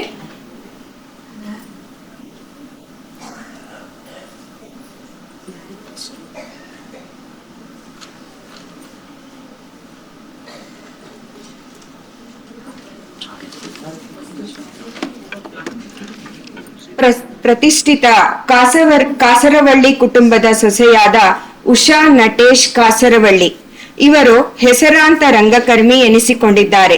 ಶಾಲಾ ಶಿಕ್ಷಕಿಯಾಗಿ ಪ್ರಾಧ್ಯಾಪಕಿಯಾಗಿ ಯಶಸ್ವಿಯಾಗಿ ಸೇವೆ ಸಲ್ಲಿಸಿದ ಇವರು ತಮ್ಮ ಸೇವಾ ಅವಧಿಯಲ್ಲಿ 100 ಮಕ್ಕಳಿಗೆ ಪಠ್ಯ ಹಾಗೂ ಪಠ್ಯೇತರ ವಿಭಾಗದಲ್ಲಿ ಮಾರ್ಗದರ್ಶಕರಾಗಿದ್ದರು. ಇವರು ನಾಟಕ, ನೃತ್ಯ, ಸಂಗೀತ, ಭಜನೆ ಎಂಬ ಸಾಂಸ್ಕೃತಿಕ ಕ್ಷೇತ್ರದಲ್ಲಿ ಅನೇಕ ವಿದ್ಯಾರ್ಥಿಗಳನ್ನು ತೊಡಗಿಸಿ ಅವರ ವ್ಯಕ್ತಿತ್ವ ವಿಕಸನಕ್ಕೆ ಅಡಿಪಾಯ ಹಾಕಿದ್ದಾರೆ. ಪ್ರತಿಷ್ಠಿತ ಬಾಲಗೋಕುಲ ಸಂಸ್ಥೆಯವರು ಭಾರತದ ದರ್ಶನ ನಾಟಕ ಸ್ಪರ್ಧೆಯಲ್ಲಿ 4 ಬಾರಿ ಪ್ರಶಸ್ತಿಯನ್ನು ಪಡೆದ ಗರಿಮೆ ಇವರದು. ಸತ್ಯವಾನ್ ಸಾವಿತ್ರಿ, ಅಂಗುಲಿಮಾಲ, ಗೊಂಬೆ ರಾಣಿ, ಕಲ್ಯಾಣಿ, ಗಂಡ ಹೆಂಡಿರ ಜಗಳ, ಭಾಷಾ ಅವಾಂತರ, ಕಿಂದರ ಜೋಗಿ, ಸೀತಾಪಹರಣ ಇವುಗಳು ಪ್ರದರ್ಶನಗೊಂಡ ಯಶಸ್ವಿ ಮಕ್ಕಳ ನಾಟಕಗಳಾಗಿವೆ. ಅಭಿರುಚಿ ಸಂಸ್ಥೆಯ ಸಹಕಾರದಿಂದ ಪಂಚತಂತ್ರ ನಾಟಕೋತ್ಸವ ಎಂಬ ಪಂಚತಂತ್ರ ನೀತಿಕತೆಗಳನ್ನು ಆಧರಿಸಿದ ನಾಟಕವು ಅಮೋಘವಾಗಿ ಪ್ರದರ್ಶಿಸಲ್ಪಟ್ಟಿತು. ಹೆಳವರ ಕಟ್ಟೆಗಿರಿಯಮ್ಮ, ಬೀಚಿ ಜೀವನ ದರ್ಶನಗಳಲ್ಲಿ ಎಲ್ಲರ ಗಮನ ಸೆಳೆಯುವ ಅಭಿನಯ ಇವರದಾಗಿತ್ತು. 2024ರಲ್ಲಿ ರಾಮಾಯಣದಲ್ಲಿ ಕೈಕೇಯಿ ಎಂಬ ನಾಟಕದ ರಚನೆ ಮಾಡಿ ಮಾರ್ಗದರ್ಶನವಿತ್ತು. ಪ್ರಮುಖ ಕೈಕೇಯಿ ಪಾತ್ರವನ್ನು ತಾವೇ ನಿರ್ವಹಿಸಿ ಅತ್ಯದ್ಭುತ ಜನಮನ್ನಣೆಗೆ ಪಾತ್ರರಾದವರು. ಈ ನಾಟಕ ದೂರದರ್ಶನ ಚಂದನ ವಾಹಿನಿಯಲ್ಲಿ ಕೂಡ ಪ್ರಸಾರಗೊಂಡಿತು. ಹಾಗೆ TN ಸೀತಾರಾಮ್ ರವರ ಧಾರಾವಾಹಿಗಳಾದ ಮುಕ್ತ ಮುಂಬೆಳಕುಗಳಲ್ಲಿ ಚಿಕ್ಕ ಚಿಕ್ಕ ಪಾತ್ರಗಳಲ್ಲಿ ನಡೆಸಿದ ಅನುಭವ ಕೂಡ ಇವರದು. ಇದಲ್ಲದೆ ಪೇಂಟಿಂಗ್, ಕಸೂತಿಯಲ್ಲೂ ಕೂಡ ಇವರು ಪ್ರಾವೀಣ್ಯತೆ ಪಡೆದಿದ್ದಾರೆ. ಹೀಗೆ ಉಷಾ ನಟೇಶ್ ಕಾಸರವಳ್ಳಿಯವರು ಸರ್ವತೋಮುಖವಾಗಿ ತನ್ನನ್ನು ತಾವು ತೊಡಗಿಸಿಕೊಂಡಿರುವುದು ಇವರ ಬಹುಮುಖ ಪ್ರತಿಭೆಯನ್ನು ಪ್ರದರ್ಶಿಸುತ್ತದೆ.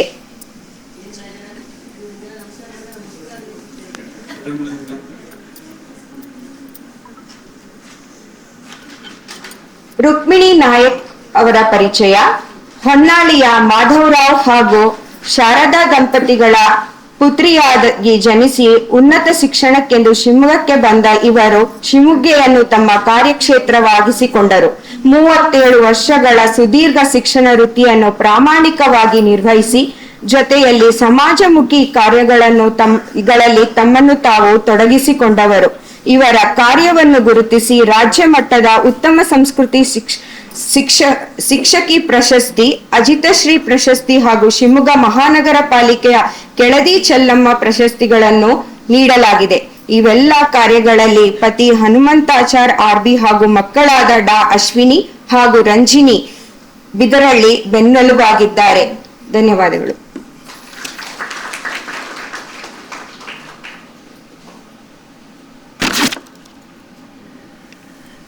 ಈ ಕಾರ್ಯಕ್ರಮದಲ್ಲಿ ಬಿಡುಗಡೆಯಾದಂತಹ ಕಿಶೋರ ದೀಪಿಕಾ ಪುಸ್ತಕವು ಹೊರಗಡೆ ಕೌಂಟರ್ನಲ್ಲಿ ಇವತ್ತು ದೊರೆಯುತ್ತೆ. ಪುಸ್ತಕದ ಮುಖ ಬೆಲೆ 300 ರೂಪಾಯಿ. ಇವತ್ತು ಬಿಡುಗಡೆಯ ದಿನ ಆಗಿರೋದ್ರಿಂದ 250 ರೂಪಾಯಿಗೆ ಪುಸ್ತಕ ದೊರೆಯಲಿದೆ. ಇದ್ರ ಜೊತೆಯಲ್ಲಿ ನಮ್ಮ ಸಂಸ್ಕಾರ ಭಾರತೀಯ ಸದಸ್ಯರಾದಂತಹ ಪ್ರಭಾ ಜೈನ್ ಅವರು ಚಿಟ್ಟೆ ಮಾಂಟೆಸರಿ ನಡೆಸ್ತಾ ಇದ್ದಾರೆ. ಇವರು ಎಲ್ಲರಿಗೂ ಒಂದು ತುಳಸಿ ಗಿಡವನ್ನ ನೀಡ್ತಾ ಇದ್ದಾರೆ. ಕೆಳಗಡೆ ಆಸ್ಪತ್ರೆಯ ಮುಂಭಾಗದಲ್ಲಿ ತುಳಸಿ ಗಿಡನ ಇಟ್ಟಿದೆ.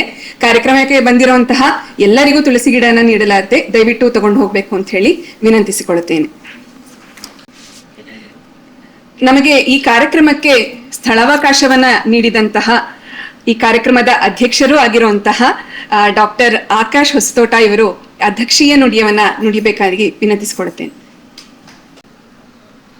ಎಲ್ಲರಿಗೂ ನಮಸ್ತೆ. ನಮ್ಮ ಗುರುಗಳಾದ ಸತ್ಯಸಾಯಿ ಬಾಬಾ ಹಾಗೂ ನಮ್ಮದ ಪೇರೆಂಟ್ಸ್ ಮತ್ತು ಎಲ್ಲ ನನ್ನ ಟೀಚರ್ಸ್ ಇಲ್ಲಿವರೆಗೂ ಬರೋಕ್ಕೆ ಸಹಕರಿಸಿದ ಎಲ್ಲರಿಗೂ ನೆನ್ಪು ಮಾಡ್ಕೊತ ಸ್ಟೇಜ್ ಮೇಲಿರುವ ಎಲ್ಲ ಹಿರಿಯರಿಗೆ ನಮಸ್ಕಾರ ಹೇಳ್ತಾ ಮತ್ತು ಎಲ್ಲರೂ ಬಂದಿರುವ ಹಿರಿಯರಿಗೆ ಮತ್ತು ಸಹೋದ್ಯೋಗಿಗಳಿಗೆ ವೆಲ್ಕಮ್ ಮಾಡ್ತಾ ಒಂದೆರಡು ಸಣ್ಣ ಮಾತುಗಳು. ಈ ಕ್ಷಣದಲ್ಲಿ ಒಂದೆರಡು ಪ್ರಶ್ನೆ ಅಷ್ಟೇ. ಇಲ್ಲಿ ಬಂದಿರೋರಿಗೆ ಎಷ್ಟು ಜನಕ್ಕೆ 2 ಆಪ್ಷನ್ ಕೊಟ್ರೆ ಚಾಯ್ಸ್ ಮಾಡೋಕ್ಕೆ, ಒಂದು ವಾಚ್, ಒಂದು ಕಂಪಾಸ್.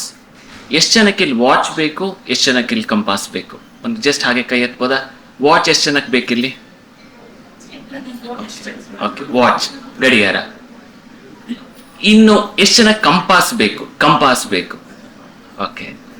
ಸೊ ಯಾಕೆ ಈ ಪ್ರಶ್ನೆ ಅಂತ ಅಂದ್ರೆ, ಎಲ್ಲರ ಹತ್ರನೂ ಟೈಮ್ ಇದೆ. Everyone is running behind time. But ಎಲ್ಲಿಗೆ ಹೋಗ್ತಾ ಇದ್ದೀವಿ ಯಾರಿಗೂ ಗೊತ್ತಿಲ್ಲ.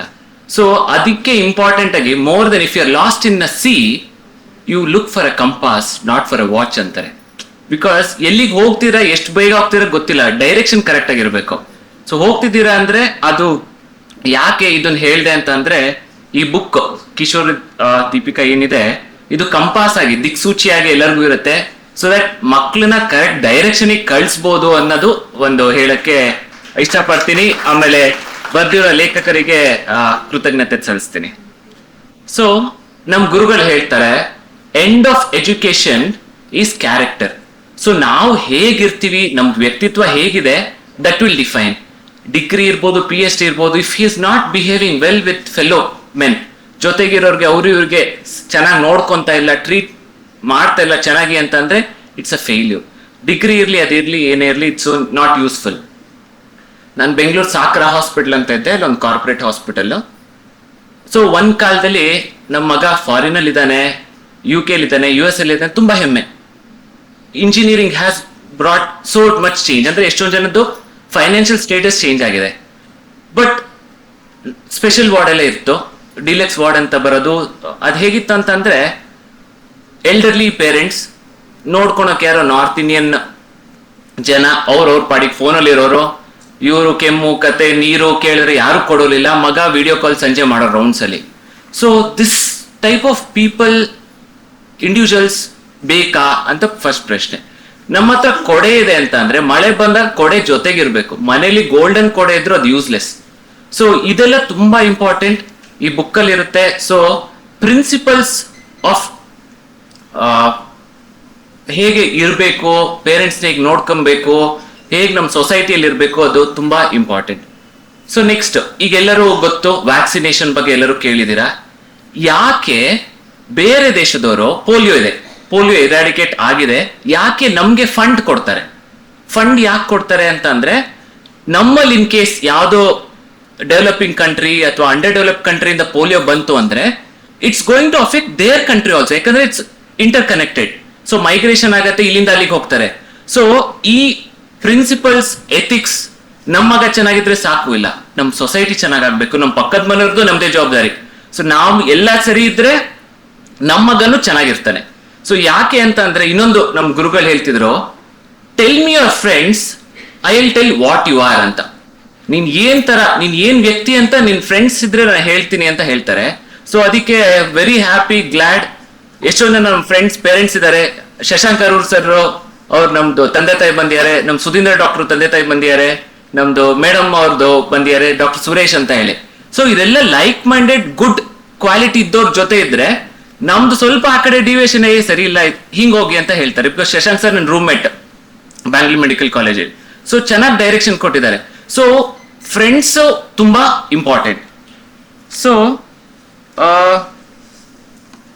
ಮೇಜರ್ ಆಗಿ ಈಗ ಒಂದು ಸಣ್ಣ ಸ್ಟೋರಿ, ಯಾಕಂದ್ರೆ ಎಲ್ಲರೂ ಒಂದು ಸ್ಟೋರಿ ಹೇಳಿ, ನಮ್ದೊಂದು ಸ್ಟೋರಿ ಹೇಳೋಣ ಅಂತ. ಸೊ ಒಂದು ರಾಜ ಒಂದು ಇದಿರ್ತಾನೆ, ಒಂದು ದೇವಸ್ಥಾನದ ಓಪನಿಂಗಿಗೆ ಕೀರ್ ಮಾಡ್ಬೇಕು ಅಂತ ಅನ್ಕೊಂತಾನೆ. ಸೊ ಎಲ್ಲರೂ ಅಂದ್ರೆ ಬಹಳ ಜನ ಇರ್ತಾರೆ. ಸೊ ಎಲ್ಲರೂ ತಂದು ಹಾಲು ಹಾಕಿ, ನಿಮ್ ಹಾಲು ಏನ್ ಹಾಕಿರ್ತೀರಾ ಅದ್ರಲ್ಲಿ ಕೀರ್ ಮಾಡೋಣ, ಎಲ್ಲರಿಗೂ ಒಳ್ಳೇದಾಗತ್ತೆ ಅಂತ ಅಂದ್ರು. ಸೊ ಆಯ್ತು ಅಂತೆಲ್ಲ ಎಲ್ಲ ಮಾಡಿದ್ರು, ದೊಡ್ಡದು ಇತ್ತಿದ್ರು ವೆಸಲ್ಲು, ಎಲ್ಲ ಬಂದ್ ಹಾಕಿದ್ರು, ಎಲ್ಲ ಬಂದು ಹೋಗು ನೋಡಿದ್ರು, ಆಯ್ತು. ನೆಕ್ಸ್ಟ್ ದಿನ ರಾಜ ಬಂದ್ ತೆಗಿತಾನೆ, ನೋಡ್ತಾನೆ ಬರೀ ನೀರಿತ್ತು. ಸೊ ಯಾಕೆ ಅಂತ ನೋಡಿದ್ರೆ, ಸರ್ ಅವ್ರು ಹಾಕ್ತಾರೆ ಅಂತ ನೀರ್ ಹಾಕದೆ ಅಂತ ಹೀಗೆ. ಸೊ ಕರೆಂಟ್ ಸಿನಾರಿಯೋ ಅದೇ, ಅವ್ರು ನೋಡ್ಕೊಂತಾರೆ, ಟೀಚರ್ ನೋಡ್ತಾರೆ, ಅಪ್ಪ ಅಮ್ಮ ನೋಡ್ತಾರೆ, ಅಜ್ಜಾಜಿ ನೋಡ್ತಾರೆ. It's a blame game. It's every one, it's an effort. Every one should be responsible for the generation. ಅಂದ್ರೆ ಈ ಕರೆಂಟ್ ಜನರೇಷನ್ಗೆ ಎಲ್ಲರದು ಹೊಣೆ, ಈಗ ಅವ್ರು ಇವರು ಅಂತ ಹೇಳಂಗಿಲ್ಲ. ಇನ್ನೊಂದು ಸಿನಾರಿಯೋ, ಸೊ ಹಿಂಗೆ ಎರಡು ಹೊಳೆಯಿಂದ ದೊಡ್ಡ ದೊಡ್ಡ ಕಲ್ ತರ್ತಾರೆ. ಒಂದು ಚಪ್ಪಡಿ ಆಗತ್ತೆ, ಅಂದ್ರೆ ಮೆಟ್ಲಾಗತ್ತೆ, ಇನ್ನೊಂದು ಶಿಲೆ ಆಗತ್ತೆ. ಚಪ್ಪಡಿ ಅಳ್ತಾ ಇದೆ, ಇಬ್ರು ನಾವು ಪಕ್ಕ ಪಕ್ಕ ಕಲ್ಲಿದ್ವಿ ಹೊಳೆಯಲ್ಲಿ, ನೀನ್ ಶಿಲೆ ಆಗಿದ್ಯಾ, ನೀನ್ ಪೂಜಿಸ್ತಾರೆ, ನಂಗೆ ಎಲ್ಲ ತುಳ್ಕೊಂಡು ಓಡಾಡ್ತಾರೆ, ಯಾಕೆ ಅಂತ. ಸೊ ಶಿಲೆ ಏನ್ ಹೇಳ್ತು ಅಂತಂದ್ರೆ, ನಂಗೆ ನಾನ್ ಎಷ್ಟು ಹೊಡ್ಸ್ಕೊಂಡಿದ್ದೀನಿ ನಿಂಗೆ ಗೊತ್ತಾ ಅಂತ ಕೇಳ್ತಿ. ಸೊ ಯಾರು ಮೂರ್ತಿಯಾಗಿರ್ತಾರೆ ಅಷ್ಟವ್ರು ಏಟ್ ತಿಂದಿರ್ತಾರೆ. So it's not easy. ಯಾರು ಬೇಗ ಬ್ರೇಕ್ ಡೌನ್ ಆಗ್ತಾರೆ ಅವ್ರನ್ನ ಏನು ಮಾಡಕ್ಕಾಗಲ್ಲ. ಒಂದ್ಸತಿ ಕಲ್ಲು ಬ್ರೇಕ್ ಕ್ರ್ಯಾಕ್ ಬಂತು ಅಂದ್ರೆ ಅದು ಮೆಟ್ಲೆ ಮಾಡಕ್ಕಾಗಲ್ಲ. ಸೊ ಕರೆಂಟ್ ಸಿನಾರಿಯೋ ಅಲ್ಲಿ ಮೇಡಮ್ ಹೇಳಿದ್ರು, ಸರ್ ಹೇಳಿದ್ರು, ಅವ್ರದ ಎಮೋಷನಲ್ ಬ್ರೇಕ್ ಡೌನು ಈ ತರದಲ್ಲಿ ತುಂಬಾ ಸುಲಭವಾಗಿ ಆಗ್ತಿದೆ. ಸೊ ಮೆಂಟಲಿ ತುಂಬಾ ಅಂದ್ರೆ ತುಂಬಾ ಸ್ಟ್ರಾಂಗ್ ಮಾಡ್ಬೇಕು. ಯಾಕಂದ್ರೆ ಈಗ ತುಂಬಾ ಈಸಿಯಾಗಿ ಸ್ಪಾಯ್ಲ್ ಆಗೋದು, ತಪ್ಪು ದಾರಿಯಲ್ಲಿ ಹೋಗೋದು ತುಂಬಾ ಸುಲಭ, ಕಷ್ಟದಲ್ಲಿ ಹೋಗೋದು ಅಂದ್ರೆ ಕರೆಕ್ಟ್ ದಾರಿಯಲ್ಲಿ ಹೋಗೋದೇ ತುಂಬಾ ಕಷ್ಟ. ಸೊ ಹೀಗಿರ್ಬೇಕಾದ್ರೆ ಈ ಬುಕ್ಕಿಂದ ಖಂಡಿತ ಹೆಲ್ಪ್ ಆಗತ್ತೆ ಎಲ್ಲರಿಗೂ. ಸೊ ಅವಕಾಶ ಕೊಟ್ಟಿದ್ದಕ್ಕೆ ನಂಗೆ ಧನ್ಯವಾದಗಳು. ಆಮೇಲೆ ವೆರಿ ಹ್ಯಾಪಿ. ನಾನು ಇದು ಸಣ್ಣ ಆಕ್ಚುಲಿ ಇವ್ರಿಗೆಲ್ಲ ಕಂಪೇರ್ ಮಾಡೋ ನಾವ್ ಏನೂ ಇಲ್ಲ, ಗೊತ್ತಿಲ್ಲ ಯಾಕೆ ಹೀಗೆ ಮಾಡಿದ್ರು, ಪೊಸಿಷನ್ ಕೊಟ್ರು ಅಂತ ಹೇಳಿ. Thank you madam. ಸೊ ಈ ಹಾಲ್ ಮಾಡಿರೋದೇ ಒಳ್ಳೆ ಕಾರ್ಯಕ್ರಮಕ್ಕೋಸ್ಕರ, ಧನ್ವಂತರಿ ಹಾಲ್ ಅಂತ ಹೇಳಿ. ಸೊ ಇದು ಉಪಯೋಗಿಸ್ಕೊಂಡಿದ್ದು ಮೀನ್ಸ್ ನಮ್ದು ಪ್ಲೆಷರ್ ಬಂದಿರೋದಕ್ಕೆ, ಇಲ್ಲಿ ಈ ಕಾರ್ಯಕ್ರಮ ಮಾಡ್ತಿರೋದಕ್ಕೆ ಧನ್ಯವಾದಗಳು. ಸೊ ಲಾಸ್ಟ್ ಒಂದು ನಮ್ ಗುರುಗಳನ್ನ ಹೇಳಿದ್ದು, ವಾಚ್ ಕೊಡೋರು ಎಲ್ಲರಿಗೂ, ನಮ್ಗೆಲ್ಲರಿಗೂ ಸ್ಟೂಡೆಂಟ್ಸ್ ಇರ್ಬೇಕಾದ್ರೆ ವಾಚ್ ಕೊಡೋರು. ವಾಚ್ ಅಂತ ಅಂದ್ರೆ watch your words, watch your actions, watch your thoughts. ಏನ್ ಯೋಚನೆ ಮಾಡ್ತೀವಿ, watch your character and watch your heart. Heart ಅಂದ್ರೆ ಕಂಪ್ಯಾಷನ್ ಮತ್ತೆ ಇಂಟಿಗ್ರಿಟಿ. Thank you. ಜ್ಞಾನ ದೀವಿಗೆಯನ್ನು ಬೆಳೆಸುವಂತ ಈ ಮಹತ್ ಕಾರ್ಯವನ್ನು ಯಶಸ್ವಿಯಾಗಿ ನೆರವೇರಿಸಲು ಕಾರಣಕರ್ತರಾದ ಪ್ರತಿಯೊಬ್ಬರಿಗೂ ಶ್ರದ್ಧಾಪೂರ್ವಕವಾದ ಕೃತಜ್ಞತೆಗಳನ್ನು ಸಲ್ಲಿಸುವುದು ನಮ್ಮ ಕರ್ತವ್ಯ. ಸಂಸ್ಕಾರ ಭಾರತಿ ಶಿವಮೊಗ್ಗ ಹಾಗೂ ಮಂಥನ ಶಿವಮೊಗ್ಗ ಸಂಯುಕ್ತಾಶ್ರಯದಲ್ಲಿ ನಡೆದಂತಹ ಕಿಶೋರ ದೀಪಿಕಾ ಪುಸ್ತಕದ ಲೋಕಾರ್ಪಣಾ ಸಮಾರಂಭವು ಅತ್ಯಂತ ಅರ್ಥಪೂರ್ಣವಾಗಿ ಮತ್ತು ಯಶಸ್ವಿಯಾಗಿದೆ ಎಂದು ಭಾವಿಸ್ತಾ, ಇವತ್ತಿನ ಕಾರ್ಯಕ್ರಮದಲ್ಲಿ ಮುಖ್ಯ ಅತಿಥಿಗಳಾಗಿ ಆಗಮಿಸಿರುವಂತಹ ಅಶೋಕ್ ಕಾಮತ್ ರವರು ಅವರಿಗೆ ನಮ್ಮೆಲ್ಲರ ಪರವಾಗಿ ಹೃತ್ಪೂರ್ವಕವಾದಂಥ ವಂದನೆಗಳನ್ನು ಸಲ್ಲಿಸಲಿಕ್ಕೆ ಬಯಸ್ತೇನೆ.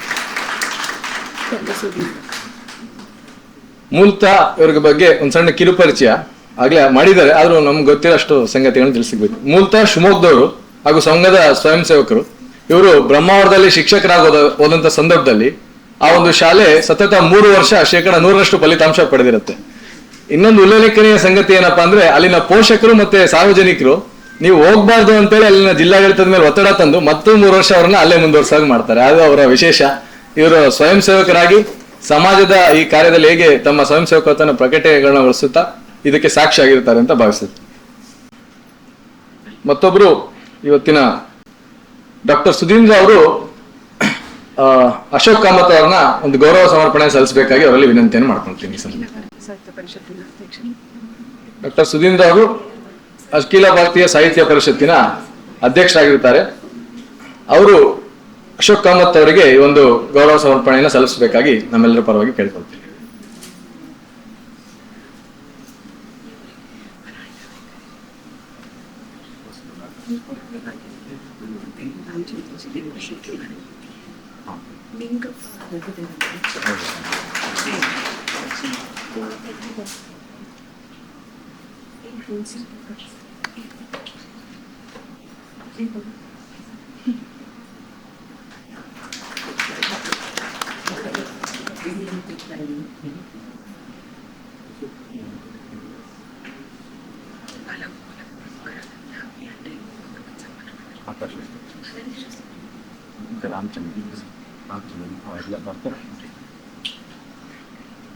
ಧನ್ಯವಾದಗಳು. ಈಗ ಇವತ್ತಿನ ಕಾರ್ಯಕ್ರಮದ ಅಧ್ಯಕ್ಷತೆಯನ್ನು ವಹಿಸಿದಂತಹ ಡಾಕ್ಟರ್ ಆಕಾಶ್ ವಸ್ತೋಟ ಅವರು ಇವತ್ತಿನ ಈ ಕಾರ್ಪೊರೇಟ್ ಪ್ರಪಂಚದಲ್ಲಿ ಈ ರೀತಿಯ ಕಾರ್ಯಕ್ರಮಗಳಿಗೆ ನಮಗೆ ಸ್ಥಳಾವಕಾಶ ಮಾಡಿಕೊಟ್ಟು ತಮ್ಮ ಸಹಕಾರವನ್ನು ಸಂಪೂರ್ಣವಾಗಿ ನೀಡಿದ್ದಾರೆ. ಅದು ಸಂಪೂರ್ಣ ಒಟ್ಟು ವ್ಯವಸ್ಥೆಯಿಂದ ಹಿಡಿದು ಎಲ್ಲದಕ್ಕೂ ನಮಗೆ ಸಹಕಾರ ಕೊಟ್ಟಿದ್ದಾರೆ. ಅವರಿಗೆ ನಿಮ್ಮೆಲ್ಲರ ಪರವಾಗಿ ಹೃತ್ಪೂರ್ವಕವಾದ ವಂದನೆಗಳನ್ನು ಸಲ್ಲಿಸಲಿಕ್ಕೆ ಬಯಸ್ತೀನಿ.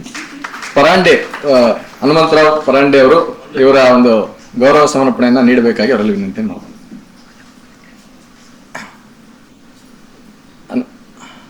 ಪಾಂಡುರಂಗ ಪರಾಂಡೆ ಅವರು ಶಿವಮೊಗ್ಗ ಹಾಗೂ ಹಾಸನ ವಿಭಾಗದ ಬಾಲಗೋಕುಲದ ಸಂಯೋಜಕರಾಗಿರ್ತಾರೆ.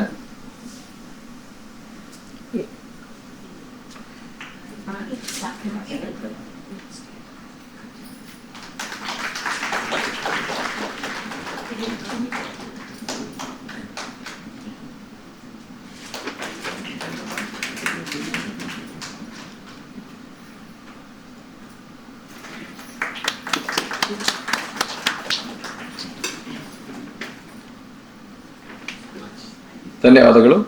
ಇವತ್ತಿನ ಕಾರ್ಯಕ್ರಮದ ಕೇಂದ್ರ ಬಿಂದು ಆಗಿರುವಂತಹ ಶ್ರೀಮತಿ ಎಚ್.ಎಂ. ರುಕ್ಮಿಣಿ ನಾಯಕ್ ಅವರು, ಸಂಪಾದಕರು ಕಿಶೋರ ದೀಪಿಕಾ ಪುಸ್ತಕ, ಅವರಿಗೂ ಸಹ ಸಂಸ್ಕಾರ ಭಾರತಿ ಹಾಗೂ ಮಂಥನದ ವತಿಯಿಂದ ಹೃತ್ಪೂರ್ವಕ ವಂದನೆಗಳನ್ನು ಸಲ್ಲಿಸ್ತೀನಿ.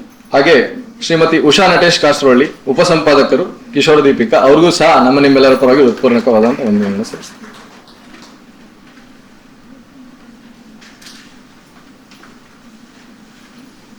ಹಾಗೂ ಇವತ್ತಿನ ಕಾರ್ಯಕ್ರಮದಲ್ಲಿ ಉಪಸ್ಥಿತರಿರುವಂತಹ ಶ್ರೀ ರಾಮಚಂದ್ರಜಿ, ಸಂಸ್ಕಾರ ಭಾರತೀಯ ಪ್ರಾಂತ ಸಂಘಟನಾ ಕಾರ್ಯದರ್ಶಿಗಳು, ಅವ್ರಿಗೂ ಸಹ ನಿಮ್ಮೆಲ್ಲರ ಪರವಾಗಿ ಹೃತ್ಪೂರ್ವಕವಾದಂತ ವಂದನೆಗಳನ್ನು ಸಲ್ಲಿಸಲಿಕ್ಕೆ ಬಯಸ್ತೀನಿ.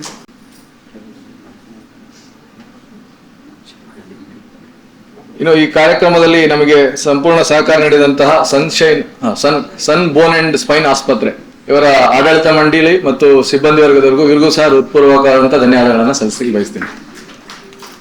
ಇನ್ನು ಕೊನೆಯದಾಗಿ ಸಮಾರಂಭಕ್ಕೆ ಆಗಮಿಸಿ ಸಭೆಯನ್ನು ಶೋಭಾಮಾನಗೊಳಿಸಿದ, ಯಶಸ್ವಿಗೊಳಿಸಿದ ಎಲ್ಲ ಸಾಹಿತ್ಯಾಭಿಮಾನಿಗಳು, ಪೋಷಕರು, ಶಿಕ್ಷಕರು ಹಾಗೂ ಸಾರ್ವಜನಿಕ ಬಂಧುಗಳಿಗೆ ಎಲ್ಲರಿಗೂ ಸಹ ವಂದನೆಗಳನ್ನು ಸಲ್ಲಿಸಿ ನನ್ನ ಮಾತುಗಳನ್ನು ಮುಕ್ತಾಯಗೊಳಿಸ್ತೀನಿ. ಧನ್ಯವಾದ.